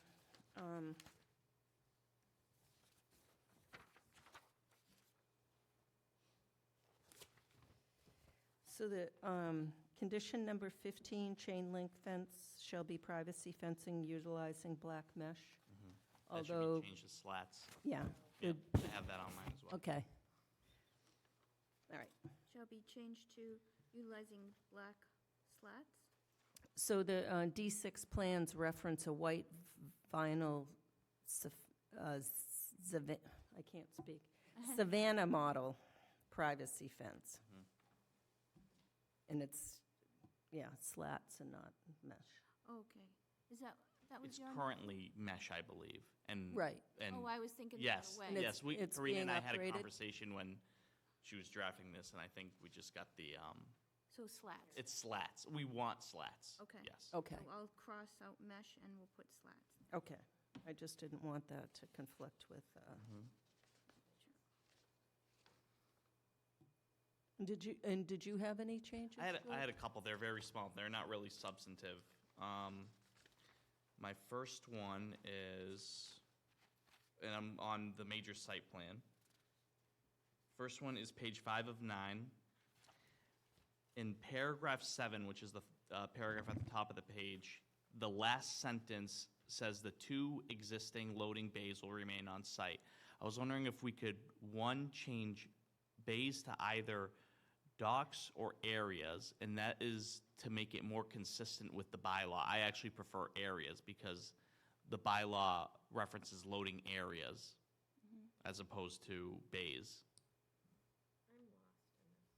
So, first of all, you have 10 pages, right? Correct. 5 of 10. not Page 5 of 10. So you Yep. got them all. It's condition number 7, Marty? Yep. And it's the Very last sentence. It says, "The 2 existing loading bays will remain on site, and you prefer areas." Yes, because it's more consistent with the bylaw.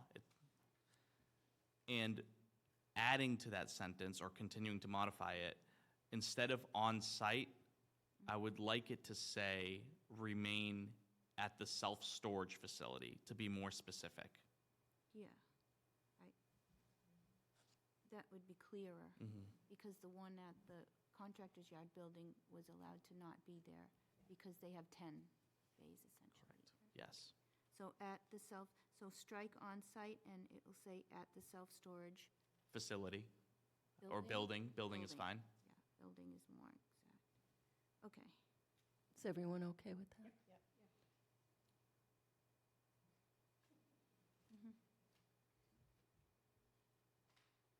The next comment is in the following paragraph, paragraph 8, or condition 8, I should say.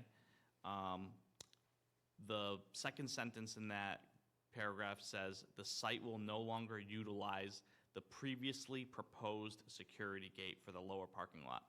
It's not previously proposed, it's there already, so I think Existing? I would say the site will no longer have a security gate for the lower level parking lot.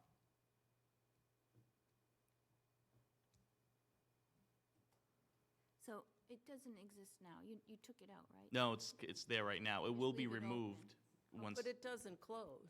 It doesn't, but the gate's still there. Physical gate. And I don't know if I won't get into it, but that gate has a ton of mechanical issues. That's why it won't close. Difficult one. So the site will no longer have Yeah. a security The site will no longer have a security gate. for the so, lower parking yeah. lot. If you could remove utilize the previously proposed and just replace it with have a. Can I ask a question? Yes. The plan doesn't reflect the gate. Correct, but So- there's an existing gate there now. Oh, I That was the see. previous approval had a. I see. So because it's a condition. But if the Oh. plan doesn't have it on it, it's not really a condition. Maybe it should be a finding instead of a condition, because Okay. we want to carry over, I agree. I think Oh, it's okay. more of a I think you're finding right. than a condition. right? It wouldn't. How would, okay, Yes. so would you change the wording of this sentence still? Yeah, Yeah, okay, and then you would address it, add another sentence in the findings addressing the gate. That's no, what we that would works. take number 8 out of here and put it into the finding. Okay, Is that the intent? Yeah. Yes. Yeah, because I don't really think it's a condition. Yeah, it's more declarative. It's it's what it is. Move to findings. Anything else? yes.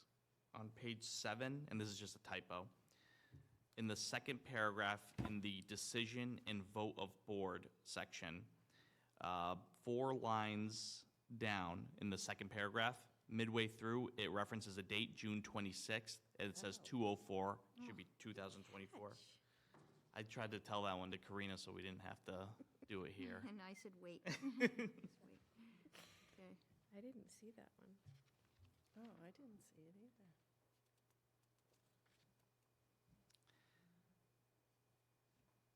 On page 8, and this one is actually probably the most substantive and may require a little bit of a discussion. I'd be curious to hear the board's take on it.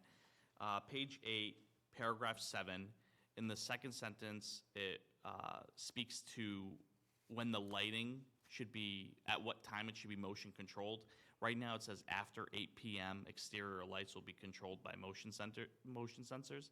I think because the hours of operation are 6 to 10, it may make more sense to keep them on until 10 and then switch them to motion sensors. I think they should be off after 10. So this Okay. motion sensor was carried over when the lower lot was going to be used as exterior storage. So I left that in there because I wasn't sure. Okay. But if the lights are to be off at 10 PM, you don't want motion sensors after 10 PM. They're just supposed Okay, to so be just off. take it, all right. Is that acceptable? In other words, you weren't going to use motion sensors there anyway. For the contractor yard. For building. that, the for the building. lower Correct, that lot. was not, no. Are there motion sensors up for the storage facility? Yeah, there are, because they're 24. I think, Yeah, are they, There are. there are motion sensors? You know it better than I do. So let me I look think here they for a are. I think yeah. there were. Hold on. So just to be clear that we're, Specific to the contractor's yard. yeah, this is, yeah, that lights will be extinguished at 10 PM. You're looking at the previous? I was looking at the findings, if I had mentioned anything about the lighting there. Public hearings, wetland. 555, extras. No, I don't think the findings mentioned anything about the lighting. So this would be number 7. Would simply say exterior lighting and building-mounted light fixtures for the site shall be controlled by an internal time clock which can be programmed by the owner. And then the hours of operation are listed in condition 11. Can I ask, Karina, was this sentence copy and pasted from the 2022 decision? Not exactly. Some of it was. The If- intent was similar. If that latter portion is, and the outdoor lighting on the upper level is on motion sensors after 8, I understand that the hours of operation are different, but it may make sense to just match them. Let me look, hold on. I've kind of made a mountain out of a molehill at No, this point. That's what we want to make sure. So, hold on. I'm just going to look at the old decision really quickly here. Planning. Give me 1 second and I'll Mhm. find it. Site plan. 250 contractor bay, storage facility. Decisions. Okay. So, in the conditions. But I think it's still, your 7 is. Let me just get to after the 10 PM, conditions. light should be just not Findings. extinguished. Yeah. Waivers. Okay, I don't see anything about motion sensor. the old decision had a condition number 7 that said, exterior building-mounted light fixtures shall be controlled by an internal time clock, which can be programmed by the owner. Lighting for the outdoor storage area shall have motion sensors. After 8 PM, exterior lights will be controlled by motion sensors. So when the old configuration was the storage in the bottom lot outside, Yeah. lighting for outdoor storage area shall have motion sensors. Right. After 8 PM, exterior lights will be controlled by motion sensors. That was, because you'd have activity with the Yes. gate system and everything. And that was specific to outdoor storage. Yeah. So I'll defer to the board as to what they want to do here with lighting. Keep them on till 10, I would probably suggest. So, Yeah, and then Right, off it. yes. right, Put that, so you could actually just, reiterate the hours. well, the, After 10 PM, exterior lights shall be extinguished or turned off or something Well, like that. lighting shall only Right. be from 6 AM to 10 PM. Right? The contractor's yard has to follow the lights of the, the parking and illumination code that says from 10 PM to 6 AM, lights are Yeah. off, right? So we could just clearly say, hours of lights shall only be utilized at During- exterior lights from Business hours. 10 PM to 6 AM, or during the business hours, right, which are described below. But clearly for that, for the contractor's yard building. That's I was right. going to say, think if you say specify business, that. Yeah. Very Yeah. specific. Mhm. Okay, so we're going to strike that motion sensor, and we're going to say, Exterior lighting for the contractor's yard building shall be, I don't know, illuminated 6A to 10P, or let me see. extinguished 10P to 559A, one or the other. Yeah, so, Shall be illuminated not past 10 PM. shall not be illuminated past 10 PM. Sure. Right, shall not be illuminated after 10 PM and no sooner than 6 AM. Because if it's dark in the winter, you're going to need them on Yep. in the morning. That too. works. So shall not be illuminated between the hours of 10 and 6, right? We'll just say exterior lighting for the contractor's yard building shall not be illuminated between the hours of 10 PM and 6 AM. Yeah. That works. That's fine. Okay, shall not be illuminated between the hours of 10 PM to 6 AM. Okay.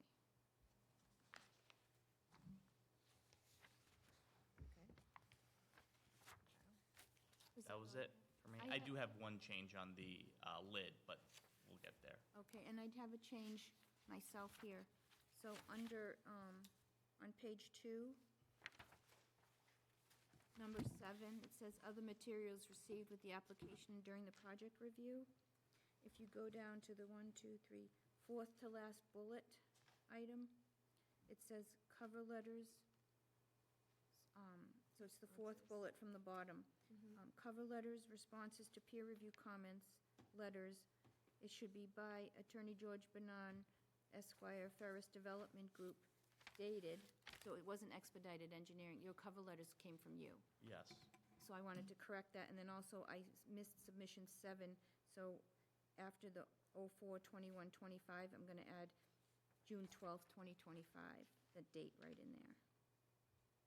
So it'll just read, comment letters by Attorney George Bernard, Esquire, Ferris Development Group, dated blah, blah, blah, blah, blah, 4/21/25, 6/12/25, and 6/30/25 would be the last 3.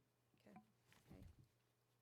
And caught that this morning.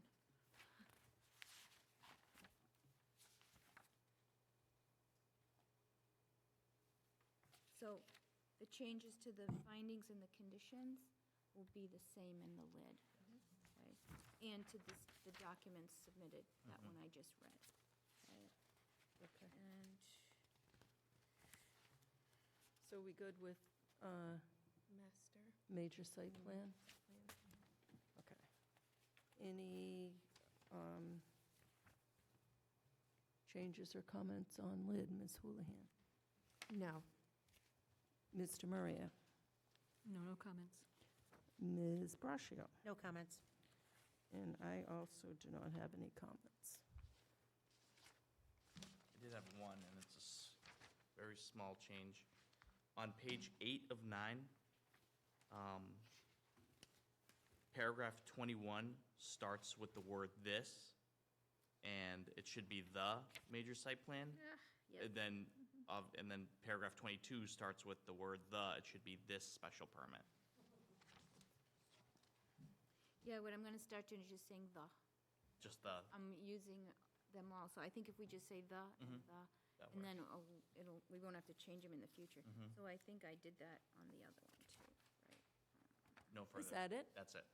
Wow. And I'll do that on the major site plan. I'm going to change this to the, so it's consistent. They both say the. Please do. And we need the waivers for the lid. So here they are. Do you So, have a copy? Before we vote, any comments from anyone in the audience? Anyone online?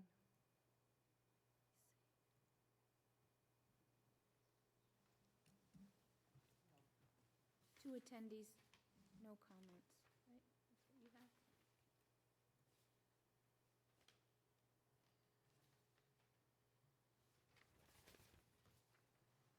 Okay, so we can vote on the waivers? First, I make a motion to approve the waiver from the rules and regulations for lower impact development special permit, section 3.11, water balance calculation, a yearly hydrologic budget or water balance calculation.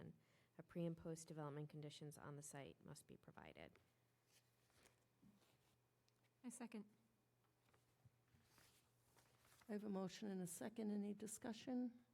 Seeing none, all in favor, Latrell, yes? Houlihan, yes? Demiria, yes. Russia, yes. I make a motion to approve the waiver from the rules and regulations for lower impact development lid special permit, section 3.12, hydrogeologic assessment for pre and post development conditions, including a seasonal profile of groundwater elevation, the velocity and the direction of ground and surface water flow. Second. Motion and a second. Any discussion? Seeing none, all in favor, Latrell, yes? Houlihan, yes? Demiria, yes. Russia, yes. So George, when you update that plan sheet, Mhm. right, just don't change anything else. I won't. Because Just the parking I have to look at it all again. No, I have to make sure. And I would just leave the dates the way you have them, Okay, and I'll recognize that that was a change in look there. excellent. All right, so you only have to change that one sheet Mm-hmm. and provide me with 2 sets for signing 2 full-size sets, Yeah. correct? Mhm. Got it. to scale. Mm-hmm. Okay. So I make a motion to approve the special permit for lower impact development for 250 Turnpike Road Contractors Yard Building, subject to the changes discussed this evening and amended to the draft dated July 9th. Does that work? You motion to approve the, The special permit approval for the lower impact development. I second. I have a motion and a second. Any further discussion? Seeing none, all in favor, Latrell, yes? Houlihan, yes? Demiria, yes. Russia, yes. I make a motion to approve the major site plan for 250 Turnpike Road Contractors Yard Building, subject to the changes made this evening to the July 9th, 2025 draft. I second. I have a motion and a second. Any further discussion? Seeing none, all in favor, Latrell, yes? Houlihan, yes? Demiria, yes. Russia, yes. Now we need to close the hearings. you have to just close. I make a motion to close the public hearing for 250 Turnpike Road. Second.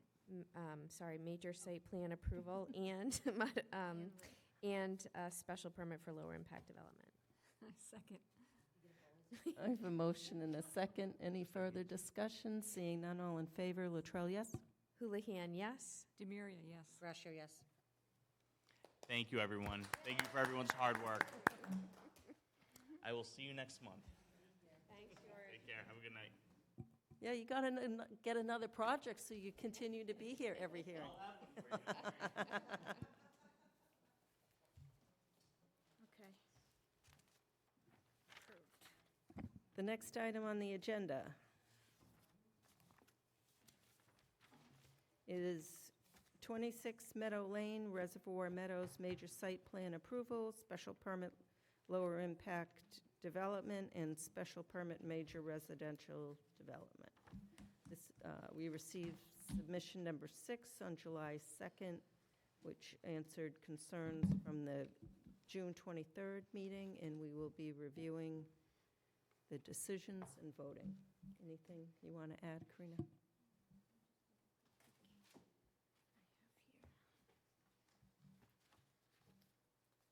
So I would just like to point out to the planning board and to the applicant's team. So I drafted, there are actually 3 permits here. There's the major site plan approval, there's the special permit for LID, and then there's the special permit for major residential development, flexible development. So on Friday, I was able to mostly complete the major site plan decision. The materials provided and comment review letters and that list of documents during the public hearing still needs to be updated. That's why it's highlighted and stricken. I'll be doing that over the next 2 days. I'll also want to point out that the conditions, the findings and the conditions are going to be the same in all 3 permits. It's just some boilerplate things that have to change for each permit, so that's clear. One of the things that, one of the conditions that I didn't have a chance to enter in here that I intended to was that an A&R or some plan of land has to be provided to just clarify the existing conditions plan that showed the lot owned by, is it 39 Pine? Falmouth LLC. Falmouth LLC, that has the septic system on it, is not really merged yet with the larger lot. There was an A&R in 2022 that showed that lot separate, but still had that little triangular piece way to the left, okay? That was recorded. There was a following A&R last December that was intended to merge that septic system lot into the larger lot, but also cut off that triangle piece, which would have left you short on the open space. So that was not recorded, so that's kind of nullified. So in order to remedy the plan, one of the conditions will be that they have to provide a plan of land, whether it's, and Peter can speak to, whether it's an A&R or 81X, which allows you to remove lot lines internally. I'm not super familiar with it, but that'll have to be determined what avenue, and that condition will be added. It's a simple 2-line condition. Okay, and then,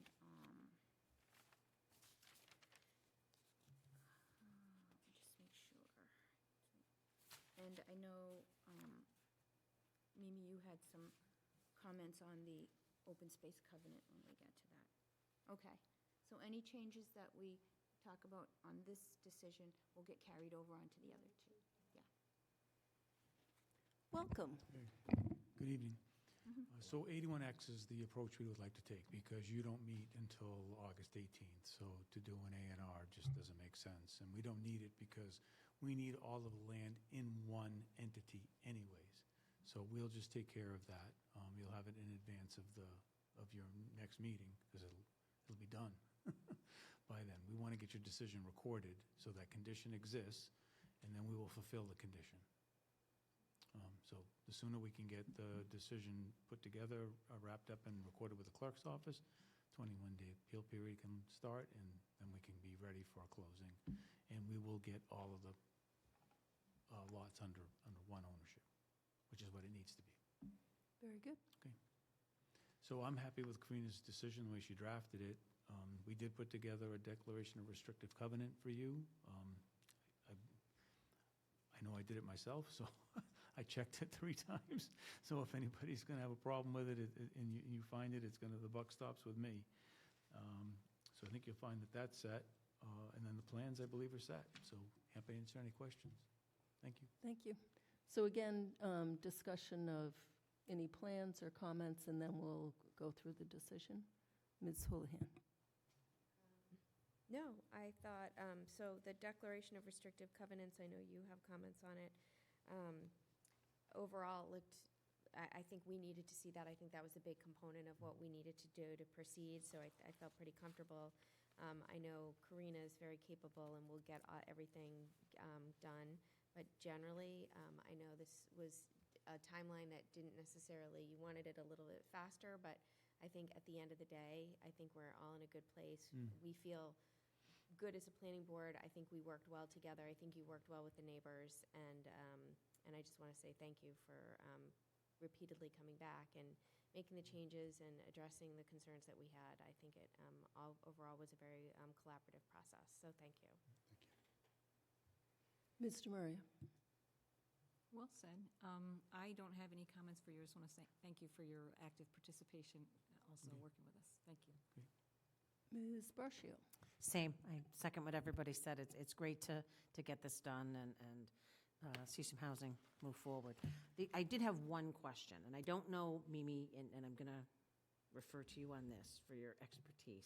Oh, boy. So one of the comments I had, and I didn't know if it was a condition of the decision or whether it should be in this open space covenant, was it's important to me that there is no removal of the trees at the edge of the meadow.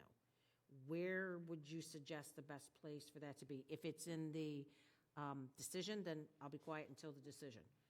So I did, in one of my comments on the covenant, I have no trees greater than 3-inch caliper shall be cut or removed for the, in the meadow, Okay, if that that's meets your- fine. Okay, that's all. Thank you. You didn't get these comments yet. That's fine. I got 'em this You actually sent me I guess I should introduce myself. My name is Bill Poutre, and I'm the applicant. You had sent me the same draft conditions on Friday that you sent to Peter, so that is what I have seen to this point. But Mimi's going to do her, I was just saying that I didn't send you Mimi's comments on the declaration Okay, yet. that's fine. So Mimi, can I just ask, the document that's in the Dropbox, those highlighted were your comments? Yeah. Okay, thank you. I didn't know that. Thank you. So do we want to do covenant or covenant?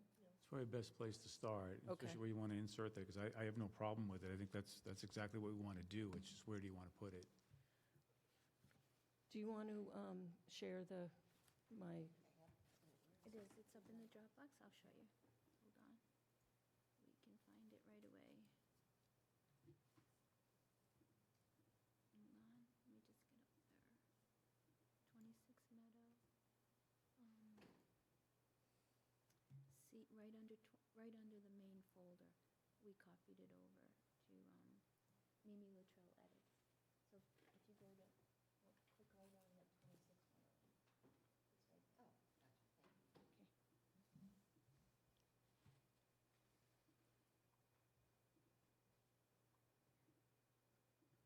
share it.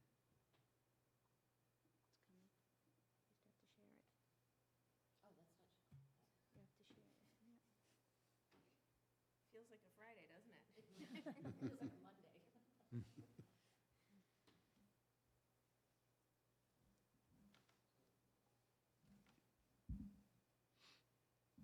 so just the first thing I had, and I don't know if that's applicable, if the parcels are going to be combined. You had map 56, parcel 14, and I put and 27, because that was that other one. But I guess if there's a, up here. So map 56, parcel 27 is that Right. septic lot. So if they're going to be combined, and if that's a Yeah. condition that you're going to do a 81X, No, then I agree I with you, guess- though. That should be there. should it? Yeah, Okay. I agree with you, yeah.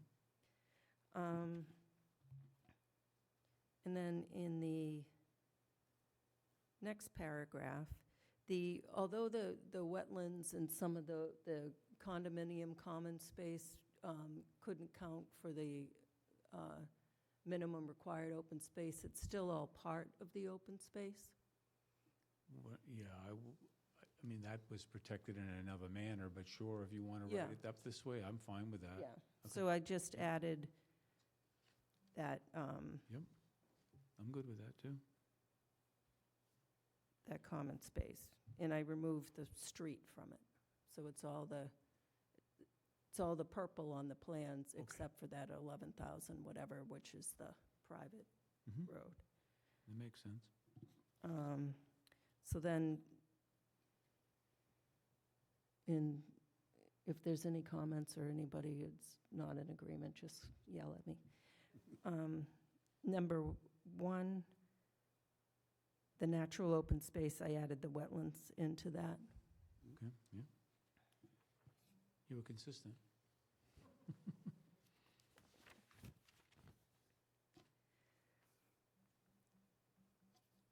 And then at the,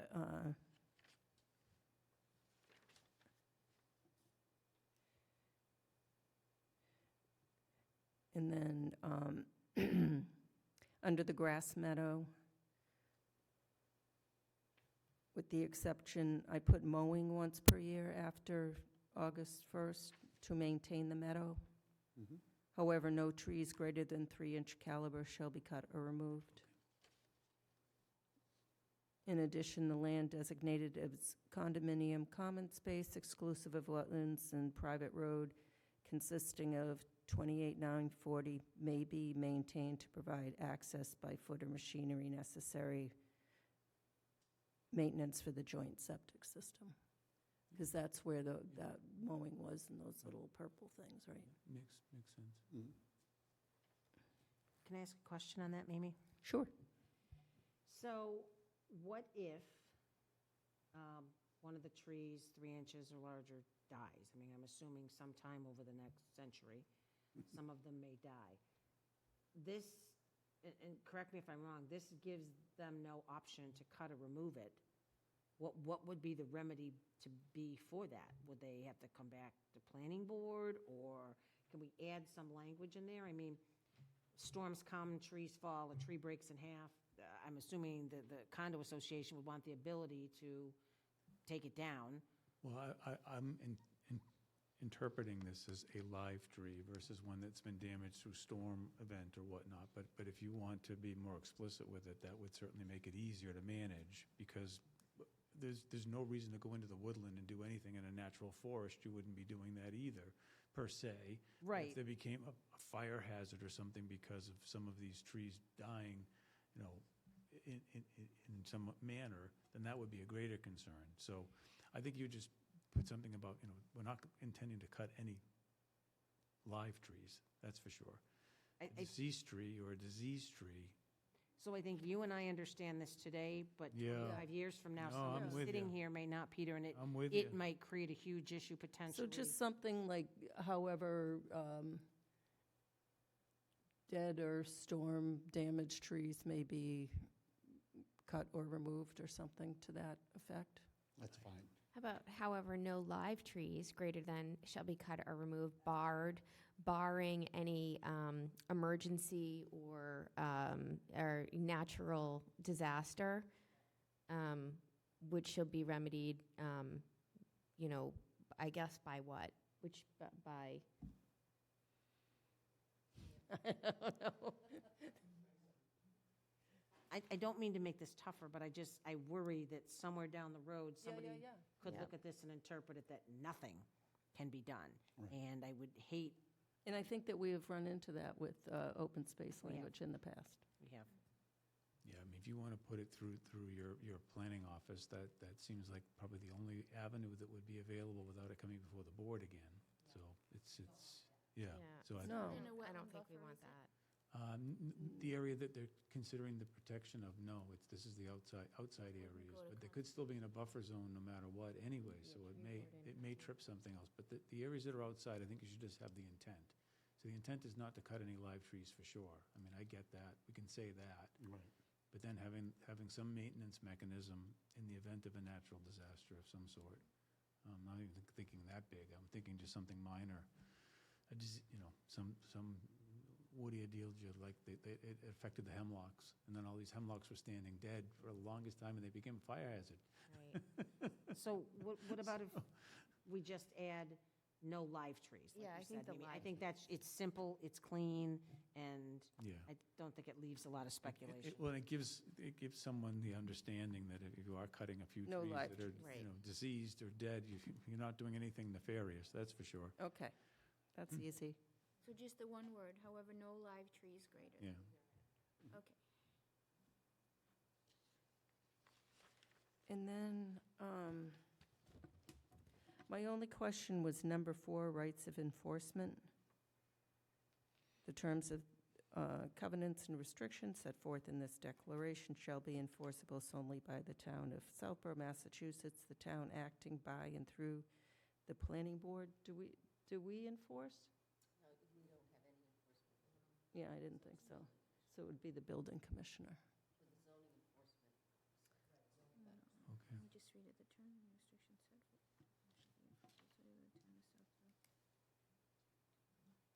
So through the building commissioner, that's, I'd change planning board to building commissioner. I think the other project got approved this way, though. That's all right. Just to let you know. We're smarter now. Yes, no, it's good, it's good, it's good. Yeah, right. And that's all I have. Anybody else have anything else on the covenant?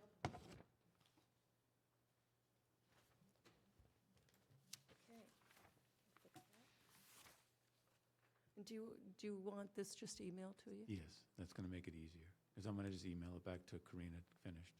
So What the, I don't want to burden you with having to make the revisions. Just send me Mimi's comments, and then I'll send it back to you completed. well, I have to check it then. I know that. So if I do it, I know it's in there because I'm not changing anything else. If I send it to you and send it back, I'll have to do like a, All right, that's fine. Oh, okay, so- Then I'll send you so- my Word. Less work I'll for send- everybody. I'll send you my Word doc, and then you're just going to send me everything. I got to check you anyway, so. we'll work it out. Yeah, Tomorrow I'll. Yeah, okay. Okay. Very I'll good. send it to you if I feel like I don't have the time real, and then I'm not sure I gave you the Word doc, though. I'm just saying, Okay. I'll send you the Word doc. one of us will fix it. Okay, And then yep. we'll. All right, so on to, We have the Word doc because it was edited in our Dropbox. Oh, I did Yeah, give it so to you. we All were, right, good. right? I think I you, wasn't sure you used Or the we PDF converted it for software the and converted it. Yeah, that's what that looks like a different text than mine that I sent I you. think, Mimi, did you save it to a Word? You took the PDF and I saved it? saved it to a Word. Oh. Yeah, because I can't edit PDFs in Yes, she's- my non-technical abilities.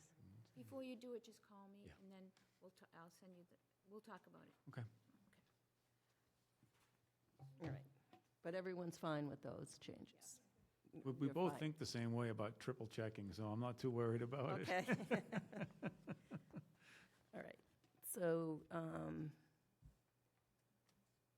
the decision, anybody have anything on, well, we still need to add, Procedural history. All the yeah, procedural stuff. yeah, in documents. The front page is usually the same on all, just except paragraph 2 changes what permit Yeah. decision is. And then it references the other 2 permits. That just gets updated. The yellow stricken will be all the documents that I That we go through. received, okay. And then, yep, and then the extensions are already updated Okay, to that. So the findings and the decision conditions.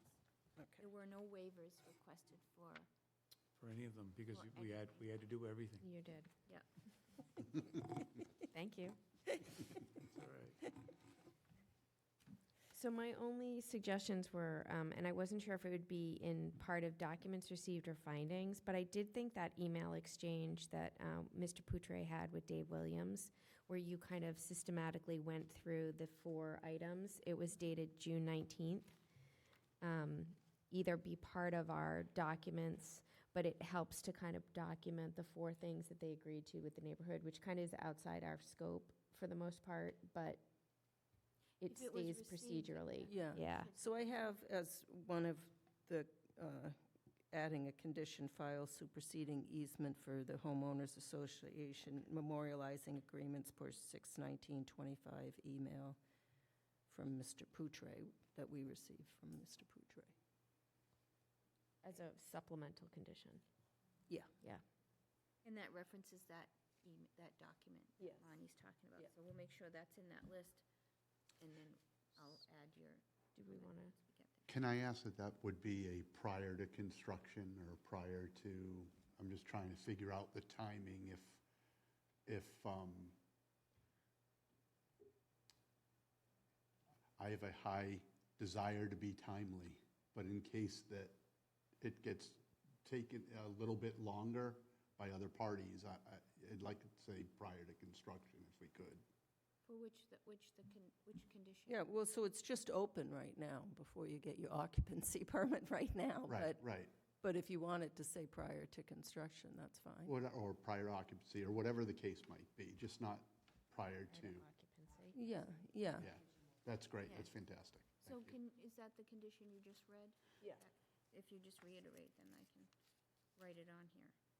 Read it again? Yeah, which condition was that? Because I know we have to add the document, the email document to the list. So add the email document, Yeah. and then this was an additional condition. Oh, added condition, okay. We can put that on here somewhere, add condition.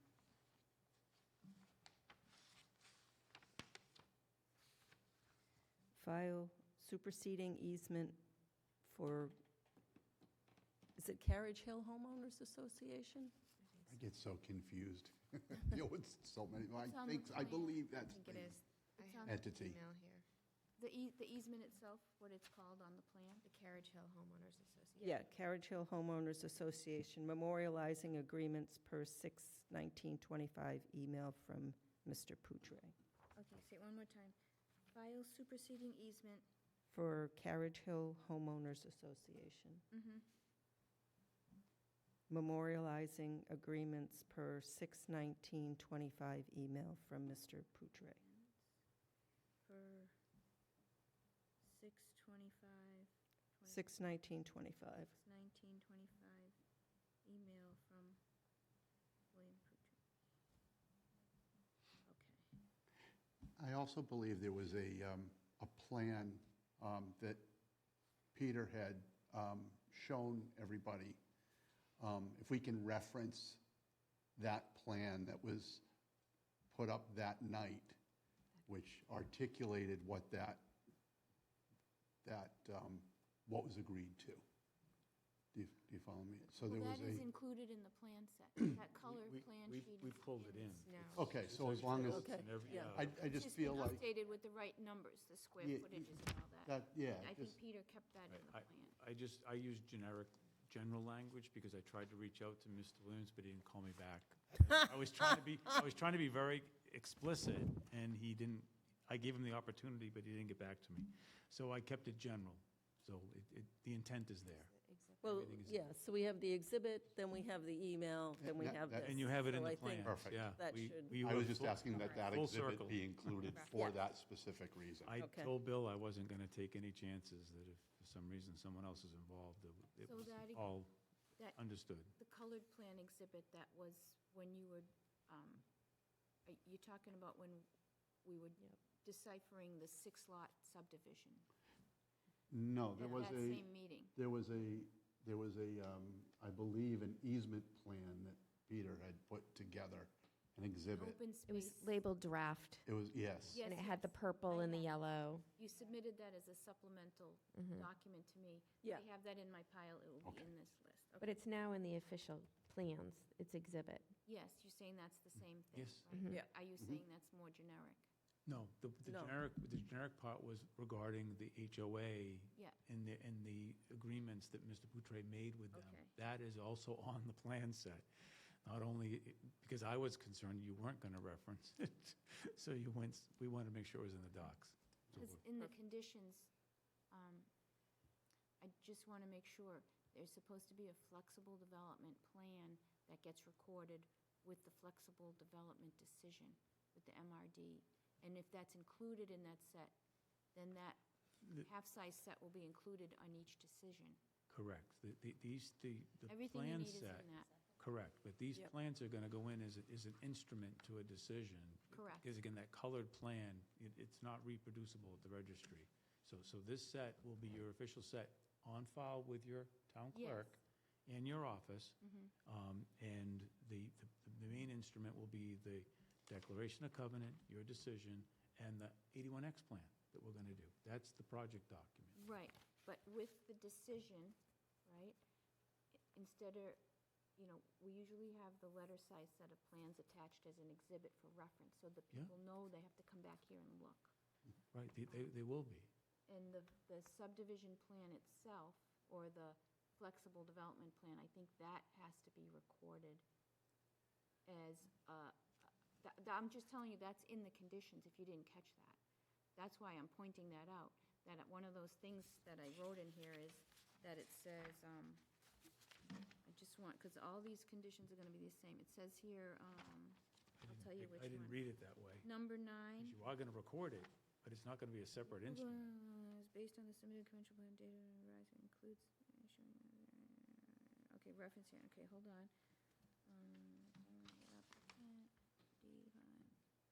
Number 15, the special permit for flexible development and flexible development plan of land shall be recorded with written proof of recording provided to the planning board.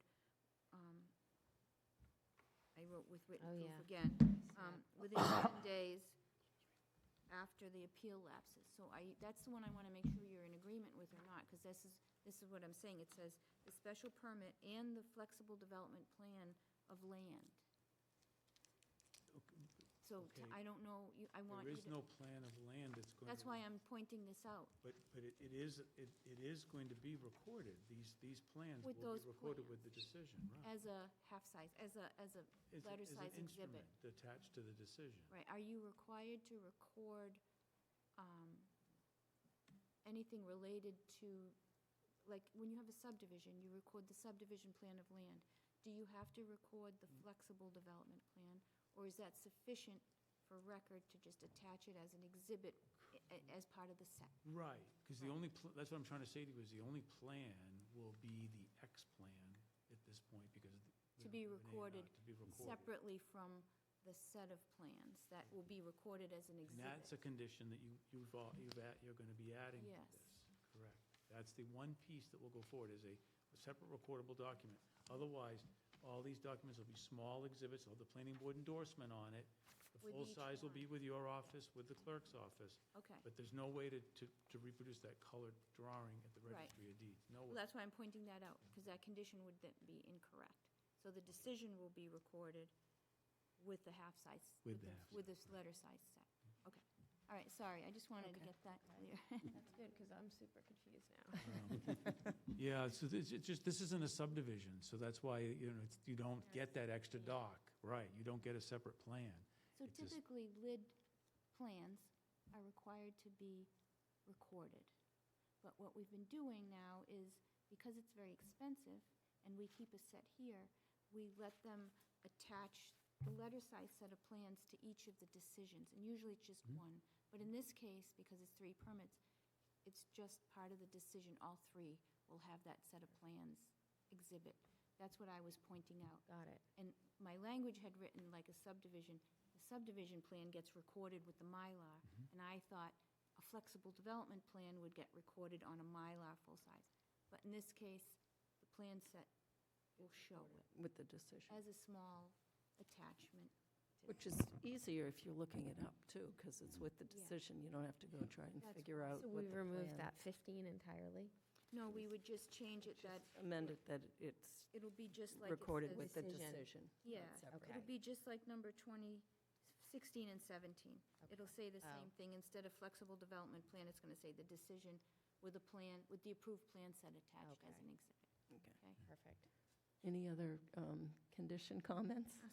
Yeah, I do. So I had the same that I had for the prior, and again, it's like we as the planning board to try and amend. So it would be number 4, that the existing drainage and stormwater management system shall be cleaned and maintained annually, as, whatever our wordage was for 250. Same as 250. Same as 250, which was basically putting in a timestamp to say at least it should be cleaned annually unless that conflicts with Conservation Commission suggestions. That's Yeah, fine. Or the SMP recommendations. says the same thing, and I have to be honest with you, some of these HOAs that we have, we've actually gone to a 2-year cycle because we've been going there and we're saying, there's no Nothing's sediment. clean. That's good. So, no, it's good, but you need to do the program to know.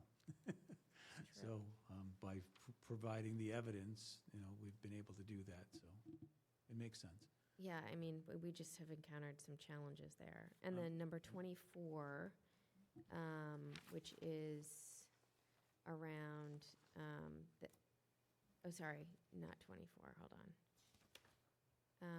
This is the as-built. As-built, right. Sorry, but before I go to 24, sorry, 18. It was really just, again, bolding, a pre-construction meeting with the planning board shall be held prior, so making prior bolded and all caps.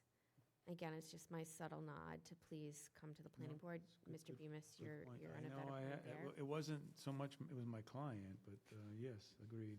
And then to bold that at least 14 days before the start of construction, the applicant should provide written notice to the planning board on number 18. And then on 24, it was to add, and I'll take Attorney Banan's suggestion is within 8 weeks after construction is completed, if that's feasible, that the as-bills get submitted. If that's doable. Yeah, that's fine. And then the only other comment I had was 15, because it was a duplication of, with written proof of recording, but that's Yeah, being he's- changed entirely anyway. Okay, that's all I had. Mr. Maria? I have no further comments. Thank you. Ms. Brashio? I have no further comments. And I just have the other easement, the file of superseding easement for 30 Meadow, reducing the paved width easement to 12 feet as shown on plans. Right, that's the agreement you have with your neighbor. Mm-hmm. That's a condition. Yeah. Yeah. Yeah. Oh, Karina didn't have that one? Just tell me when that one is now. Add condition. Okay, tell me when. File superseding easement for 30 Meadow. Proceeding easement for 30 Meadow Lane. Reducing paved width of easement to 12 feet as shown on plans. Easement to 12 feet as shown on plans.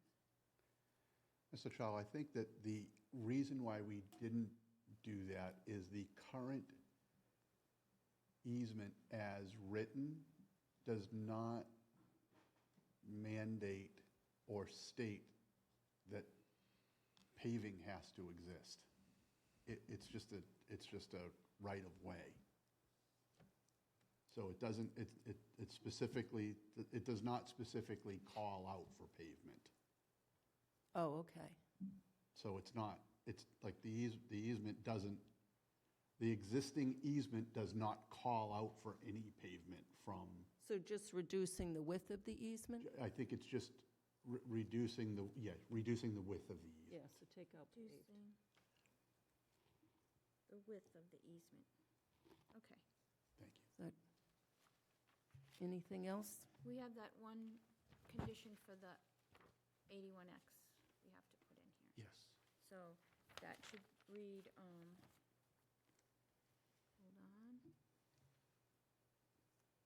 So it'll be an additional condition that says a plan of land shall be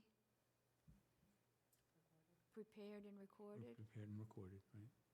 Prepared and recorded with written proof to the planning. Yeah. Right? Yep. Okay, We'll provide you with a copy of that plan. written proof to planning board that merges.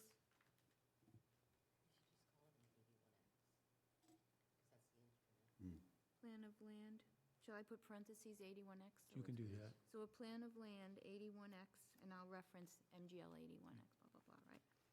MGL 81X shall be prepared and recorded with written proof to the planning board that merges the 39 Pine Falmouth 39 Pine Falmouth LLC, yes. Do you want to just name the parcels, or? Yeah, I was going to say the assessor's map, just the way it was in the, in Mimi's original. Parcels 14 and 27. Correct. parcels 14 and 27. 27. Okay. Shall merge assessors, those two parcels, the big one and the 39. Okay. Oh, I still didn't eat my first one. You want another mint?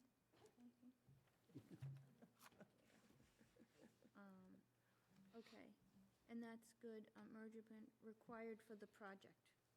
I'm just gonna add that one, required for the project. Is it required for the project?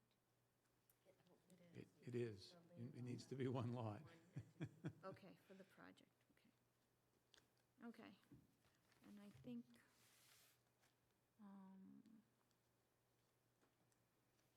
you're aware of the open space bound markers, right, the bounds? I saw what you wrote, yeah? So you're not caught off guard. And I think that, I just want to check one last thing. The condo docks are supposed to be before the first occupancy permit, Correct. right? Shall be reviewed by town council and accepted prior to the first occupancy, because you can't. You get can't an legally association until you- prepare the condo documents until one of the structures has been completed, or I think I think it might stay, It's phasing in. something to the effect of mostly completed, or there's some adjective Caveat. that super, precedes that. And I have one last question. Is there anything in reviewing this decision that you feel is missing for conditions or findings? Anything that you can think of that really should clarify or be part of your responsibility? No, I think we've done that just by, my only question was just that, that exhibit that we talked about in that last meeting. But other than that, I To appreciate, be included? yeah, you've in been the very document. clear, and I appreciate all your help. All right, I just want to make sure, so, Mhm. because I did it pretty fast. Okay, okay. That's all I have. Good. So anyone in the room have any questions or comments? Let's see here. Anyone on Zoom? If you have any questions or comments, raise your hand. 2 attendees, no hands raised. Okay. Okay, away we go. All right. So I make a motion to approve the decision for major site plan approval for 26 Meadow Lane, parens 24 to 28 Meadow Lane, Reservoir Meadows, a flexible development. With the, oh my God, it's late. Changes. With the changes discussed to be modified to the July 10th, 2025 draft. I second. I have a motion and a second. Any further discussion? Seeing none, all in favor, Latrell, yes? Houlihan, yes? Demiria, yes. Brasher, yes.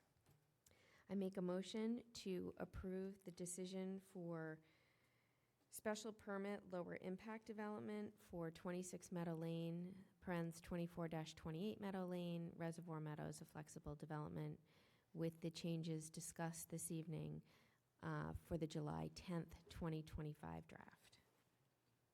Second.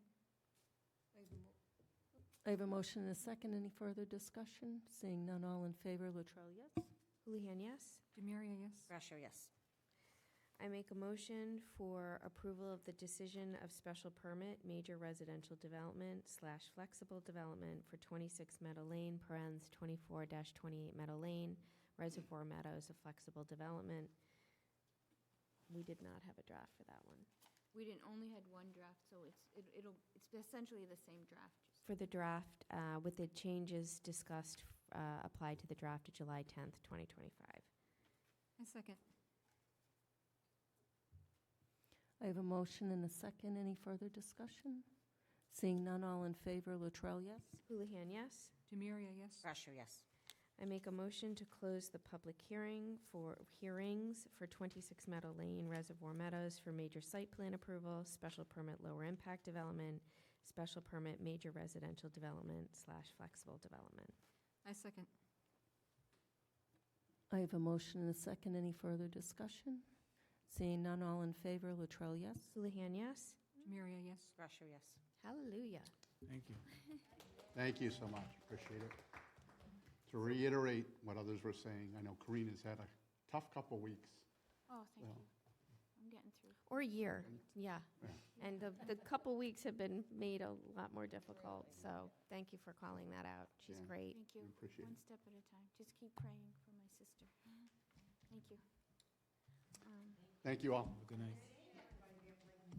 What are you going to do with all this free time on your Monday nights? I was thinking that it was going on long because you were all afraid of missing us. So I think that's the, as I told Colleen, I think that we're your favorite customers, so. Fair enough. Peter, If it wasn't, anybody could do this if it wasn't. there were A lot of work. no changes to the plans, right? That was, so I'll make sure, if I don't have, I gotta make sure I have 2 copies, that's all. I'll check tomorrow. I think you gave it. It's worth it in the end. It worked. And no waivers, right? Yes. That's pretty good. Thank you. Before Peter leaves, We have 2 does he sign? Oh, okay, perfect. Thank you. Thank you for your well wishes. I guess you can leave then. Thank you, Colleen, too. I appreciate it. What's that? Oh, before you run away, Peter. I appreciate your Your comment. principal's office, you got it. The next item on the agenda is a public hearing, 2 East Main, multifamily building, major site plan approval. So where are you? Do you want to withdraw and come back when you're ready? No, I got Board of Health approval, so Yeah. I'm just trying to get things put together so I can come back. There was just a lot of i's to dot and t's to cross, so I just couldn't be ready for you for this meeting, so you. So the meeting in 18th? August. Yeah, I think that should be fine. That'd be my goal. What's the confidence level? Higher than the July 14th meeting. Well, so the But reason, I kind of knew that I wouldn't be able to be ready. I mean, we just had the Board of Health meeting. yeah, So in timing-wise, I could never have gotten everything to Karina that needed to be there. okay.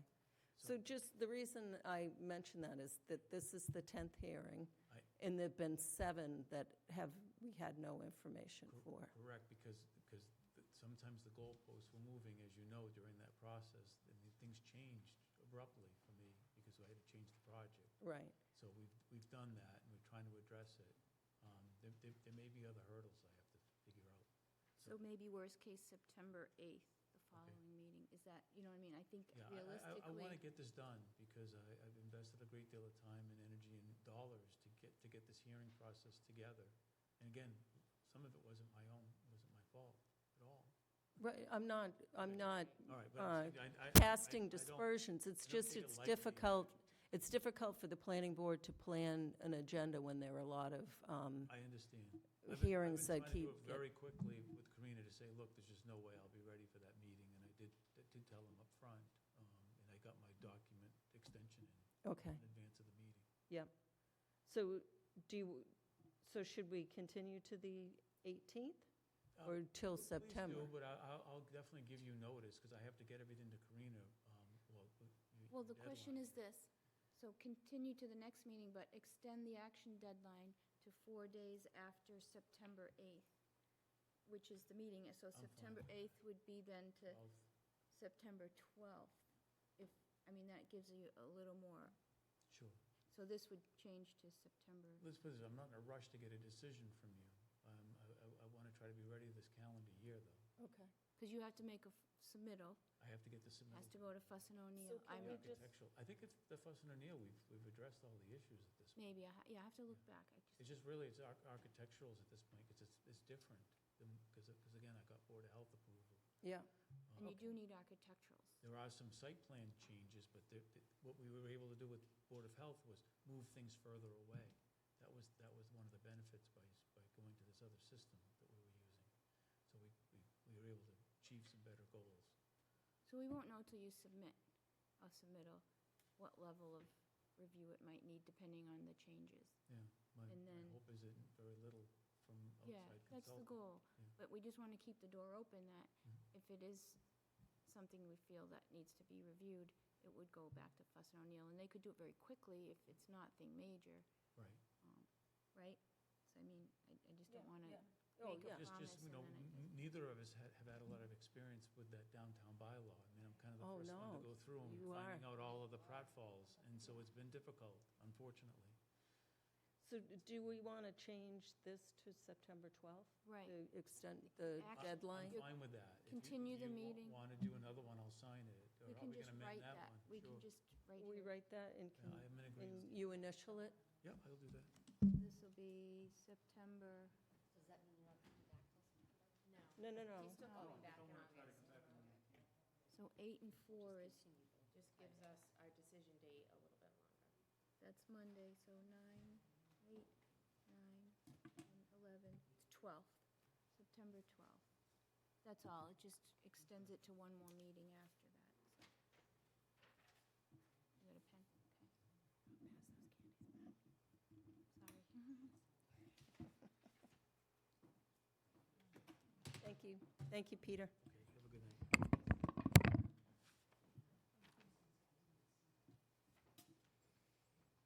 I make a motion to continue the public hearing for 2 East Main Street for both major site plan approval and special permit downtown district. And I second.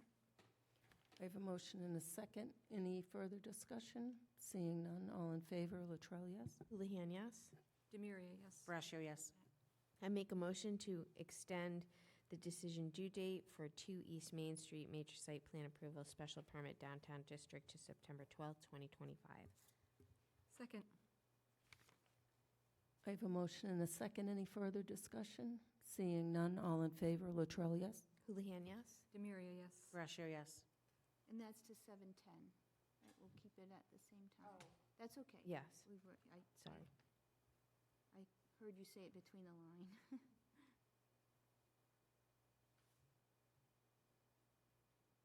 Okay.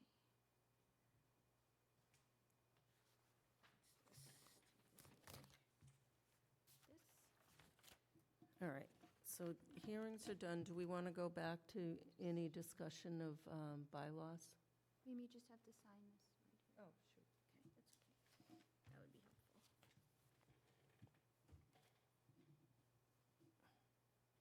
So where we left it, there was some major, very minor changes on the ADU bylaw that I was going to take on, but I lost my notes, so I'm going to have to regroup with Mimi. It was like very minor language. I just couldn't find my notes. On the industrial park district uses, I put a bylaw together. Alan and I kind of knocked it back and forth. Alan made some good suggestions and simplified, did a comparison with the original to really see what language was removed. All of that is in the draft Dropbox box, so if people want to look at that. I did have a conversation with Don Morris because a question was raised. In the original industrial park district, we've had a 50,000 square foot threshold. And so he said back in the day, and he mentioned that he spoke to you, Colleen, and you could probably go back and look at the minutes.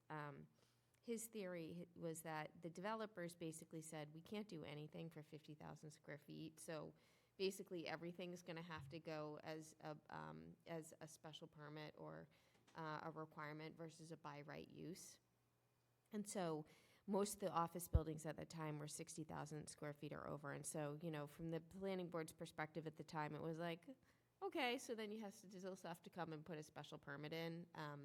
So his suggestion was that most of the feedback was around the town. The town didn't want anything egregious put in there without having go through kind of an extra level of diligence. And so he said the 50,000 square feet could been, just a number that the planning board came up with.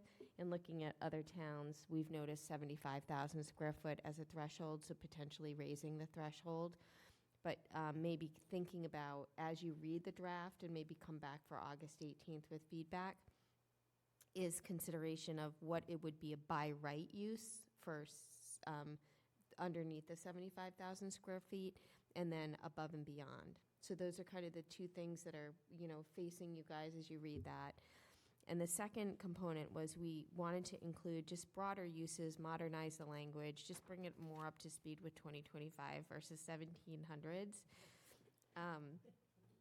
And so we were contemplating, and Marguerite Landry had, and the committee had come forward to me specifically around data centers. And so in just doing some diligence on data centers, the team here and Mimi forwarded that data centers are huge resource requirements, particularly around water and electrical. And so my husband used to be at EMC, and he had said that, very few data centers would come because the Northeast electrical rates are really high, so they tend to like to go in the South. But if they did come in, electrical and water would be a huge consumption. And so for us to really consider, too, if we wanted to put a data center in, which is just basically a place for, if you think about like AI, with all of the increasing presence of AI and what kind of ecological resources are being consumed there, which are significant, just something to put in there. We did include the data centers in the draft. Yeah, there's been, on the mass planners listserv, there's been a lot of discussion about data centers. Evidently, there's been companies contacting towns and asking them if they allow data centers. So evidently, there's some interest in this area, even with our high utility bills. I know as part of the wastewater study committee, of which I'm a member, the current discussion is what could we possibly do with treated effluent, which is water, and data centers often need a lot of water. So any place along Route 9 that might be suitable for a data center, which is also what we're trying to promote, economical development or such along Route 9. So something to keep in mind. Does not solve the high electrical rate and high electricity consumption, but just something to keep in mind as you all read through this. Way better than the golf course. Way better. And then the only other thing was, I know it was a prior discussion, and we'll be hearing more about it tomorrow, is the Atlantic Management Company had also proposed language around the industrial park district for another use, large retailer use, combined retailer use, that we'll have to think about. And if that is the case, I would think that we would want to, I don't know if we would want to merge them, but I think we need to think about those two bylaws in parallel. Either we promote one, both, or only one. Excuse me, the proponent for Atlantic Management Group will probably want that to stand alone because it's a project-based zoning change. They don't want to be tied to anything. And so the planning board needs to make the decision whether we bring it forward. So the question is whether that use is here, and they could just utilize one of the uses here and wouldn't really need to have that specific zone. And, well, this is going off topic, but yeah. That's the question, whether we address that, because right now our uses don't cover that in that area. But if we cover the use, why not just include it? And it's already here, retail. Why do they need a special bylaw? That's a good question for them. Yeah. Anyone else on the board have any question or comment? Yes, sir.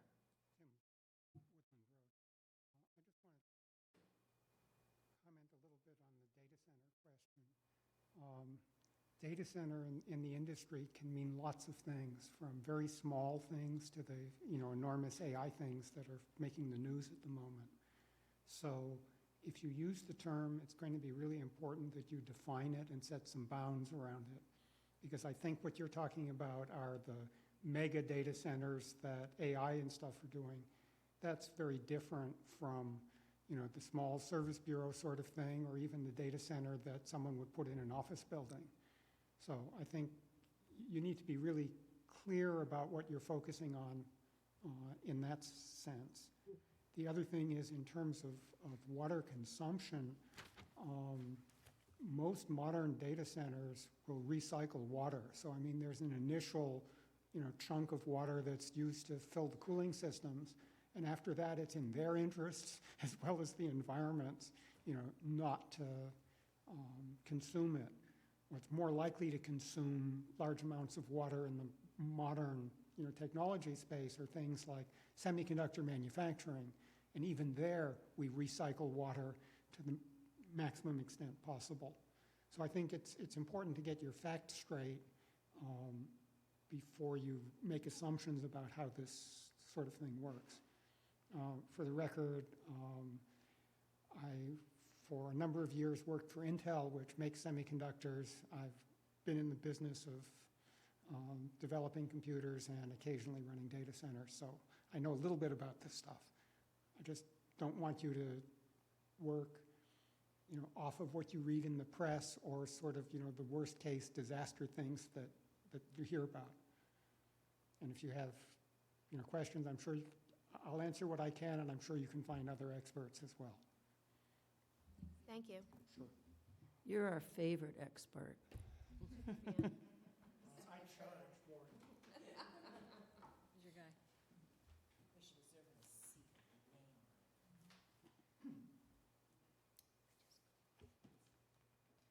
So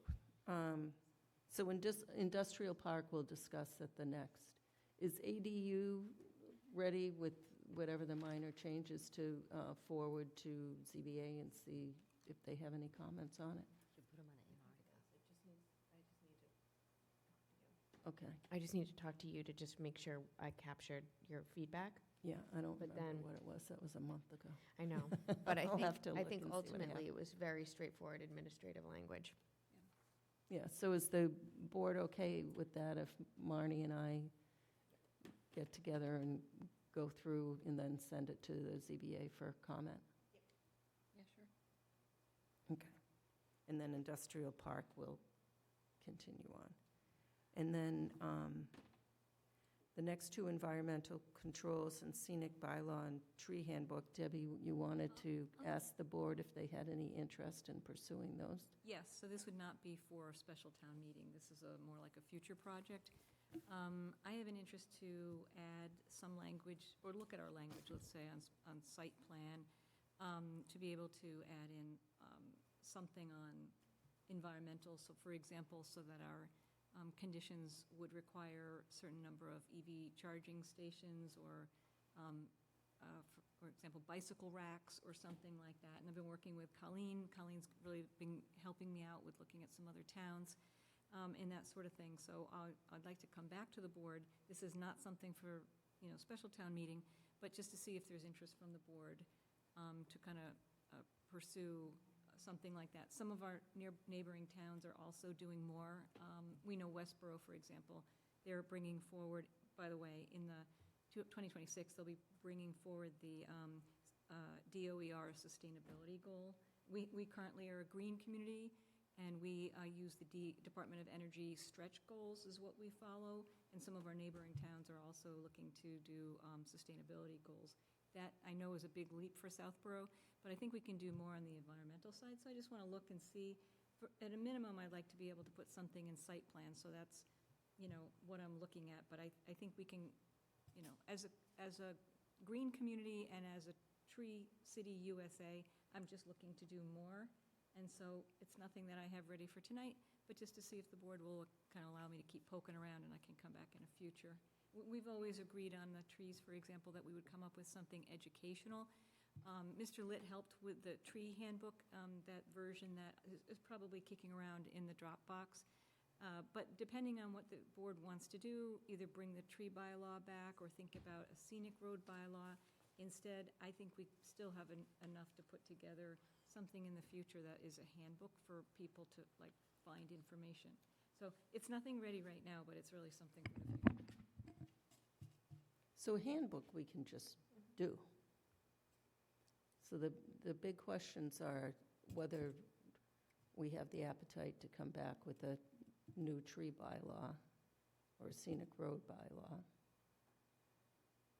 And I'll just mention for scenic road bylaw, they're much simpler than tree bylaws. I've been noticing a lot of communities have scenic road bylaws, which just sets the jurisdiction as being under the planning board, talks about trees and public shade trees and stone walls.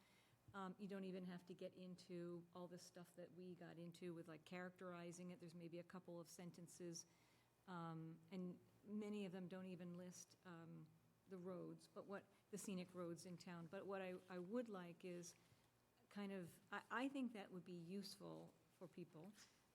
But I also think that a corollary to that is that we need to get our roads consistent with what are the scenic roads in town. I know that we have a list, but our list may not be an exact list with DPW's list. Am I correct about that? There's some Our list questionable- is DPW's list unless Bill changed it. It was from Karen Gallagher. So there's a number of roads that have like question marks on them. I went through them with Karina, and I've also been through them with Timlit and DPW. And some of them that we have traditionally called scenic are, maybe they haven't been accepted or something like that. Some 11 roads in town. So, yeah, it's just like its own little project. But I think as part of that whole thing, we should just, confirm what they are and make a list for people so they know if they live on that road, is it scenic or not? And I think there's like a basic that we might want to do. Yeah, I think there were some roads that Karen couldn't find the town meeting at which they were accepted at. So there wasn't a date of acceptance, so they wouldn't have been accepted by 1978, so they're probably not scenic. Yeah, Karina, I don't know if you want to mention it, but I think you have a list that you showed me, and I suppose what Mimi's saying is we just don't count those as scenic, but do the people on that road know that we don't consider it scenic? It's just confusing, right? If you live on that road, you don't know. So I'm looking to not change anything per se, but just kind of clear it up and make it like, So what I know, people can consume. what I know through various conversations and speaking with Bill Cundiff and Jim Hegarty a little bit, I believe this was last year, there's a handful of roadways that were accepted at town meeting. I think some were, but that they weren't recorded, which is required by town council to do at the time.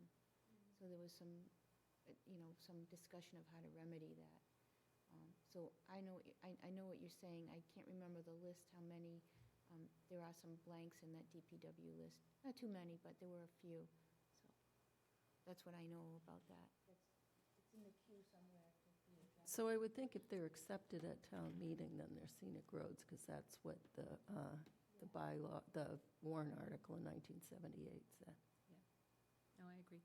I think there's an opportunity there. I don't want to give up on it. We're a Tree City USA community, so I think, there's an opportunity to, do more either with the environmental stuff and adding something to site plan. I still want to do a little bit more there to come up with something.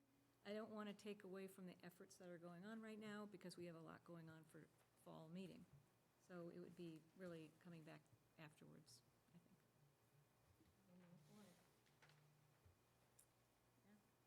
What do you guys think? I guess my take on this, and I know I'm the new guy, is if there's a road that's scenic, like as a human would describe it, not as like a text would describe it, let's make it scenic. I'm not for making every road in town scenic, because I don't think every road in town is scenic. No, I was thinking to capture the roads that are currently scenic, so we have a common understanding, because there are some, especially those ones that Karina's mentioning, that they were never recorded. Right. The people on that street might not know. They, I think, were accepted at town meeting, so anybody living on those roads might think, okay, I live on a scenic road. But now we know some of them weren't recorded, so technically they're not scenic roads. Yeah. I would not be bringing that back. I have I've drafted something in the past about what this very, very simple scenic road bylaw looks like.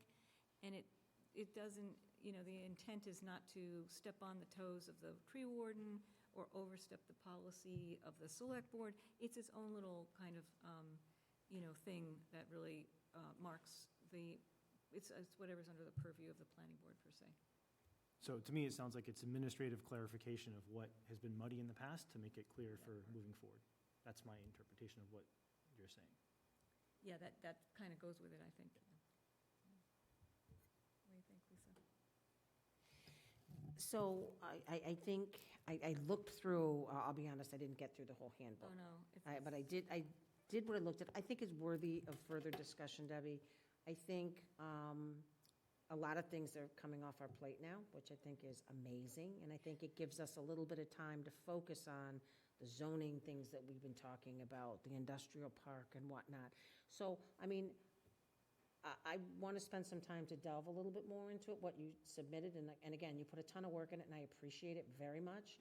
I think we need to also, again, as we move forward as well, is kind of get the temperature of town meeting.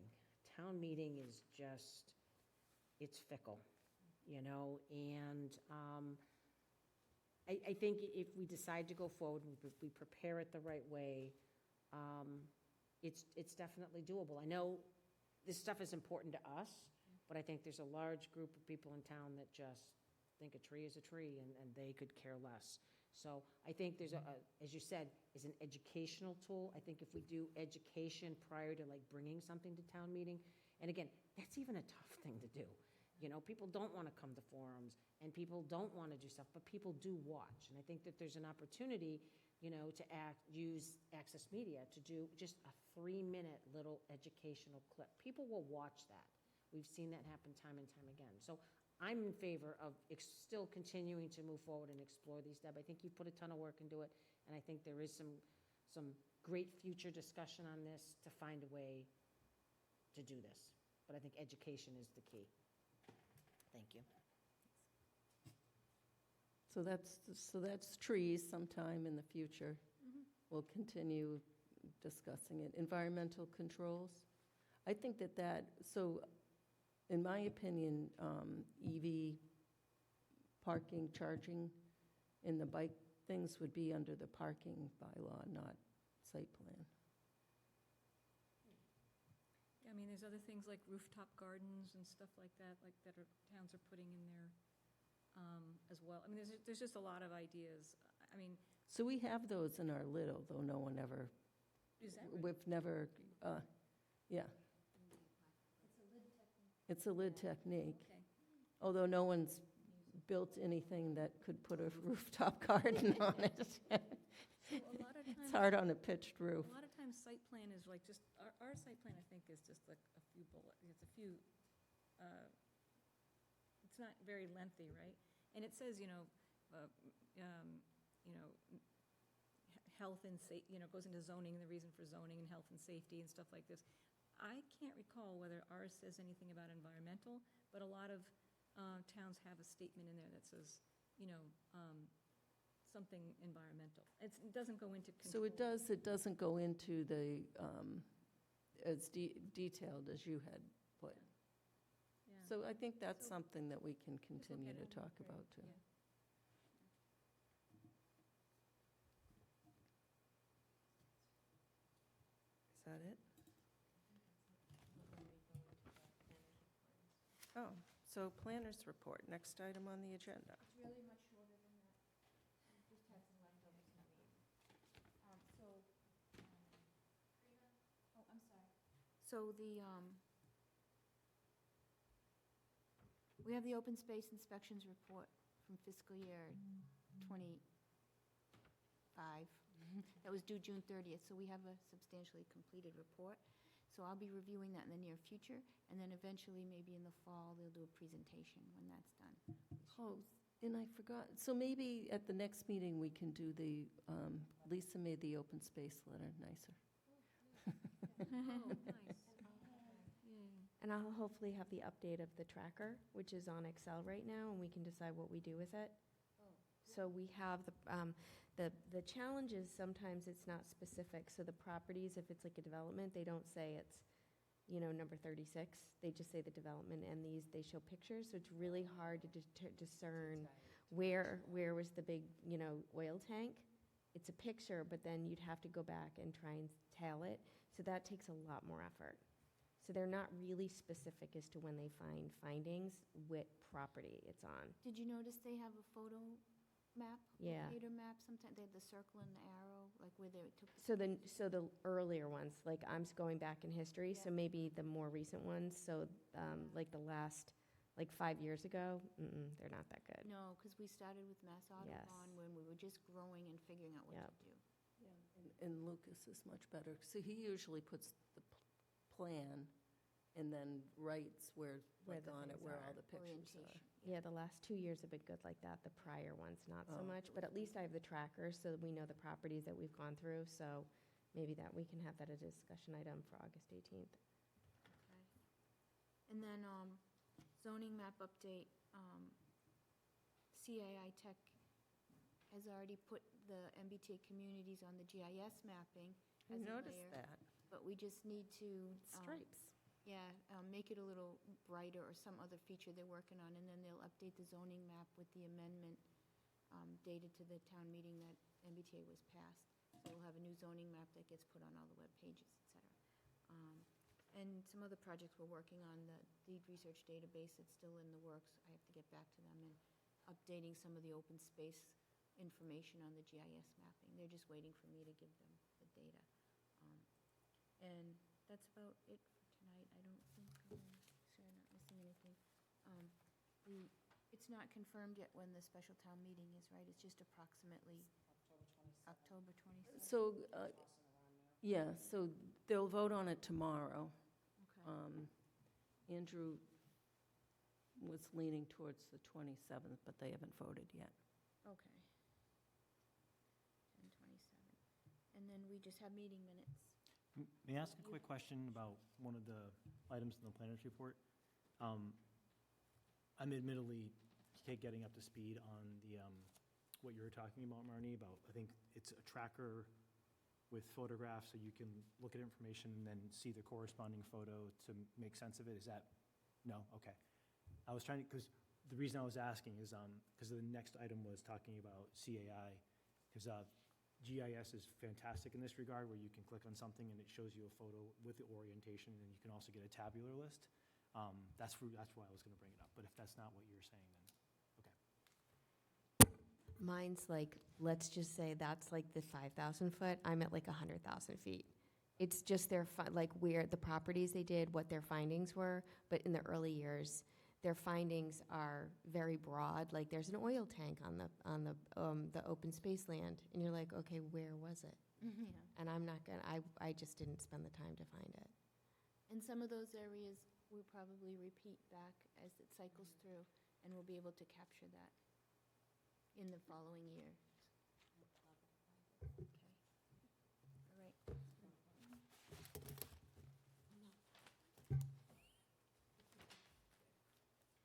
Oh, and we just have 1 minute. Yep. Just one. I'm- June 23rd. I make a motion to approve the June 23rd, 2025 minutes. I have a comment on the minutes. So for discussion, For discussion, yeah. If I may. On line 59, something I had mentioned about a neighboring town, but it was Town of Westboro Conservation Commission. And we had clarified that. And then on line 32, if we could just add along Route 9. So wait a second, on 59, it's spoke about a very forceful letter A from Westboro Conservation Commission received. It was Conservation Commission, yeah. Concom received. A resident, so a forceful letter, the Westboro Conservation Commission received, okay. well, the resident received it. Resident received it. Oh, They that's what signed I'm it. trying to see. From the From conservation? Westboro yes, Conservation. A resident received, oh, not from Lucas, it came from. Oh, correct, it was not Lucas, no, it was. That's just what I'm Lucas trying, I was okay, so giving. this is okay, Yep. it's just not Lucas, it's Concom. Yes, yep. Okay, And then on line 32, if we can add along Route 9. 132 or 32? Oh, sorry. Line 32. Okay.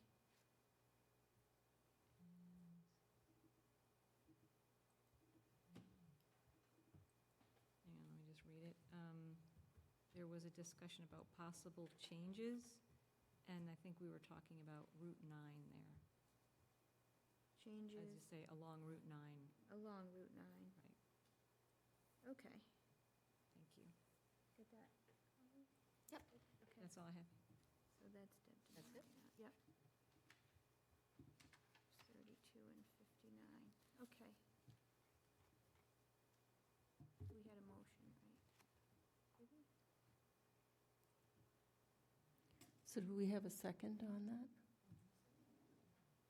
No, you didn't yet. Second. Any further discussion? Seeing none, all in favor, Latrell, yes? Houlihan, yes. Demiria, yes. Brascio, yes. Belniak, yes. I make a motion to adjourn the planning board meeting with our next meeting scheduled for August 18th, 2025. I second. For motion and a second, any further discussion? Seeing none, all in favor, Latrell, yes? Houlihan, yes. Demiria, yes. Brascio, yes. Belniak, yes.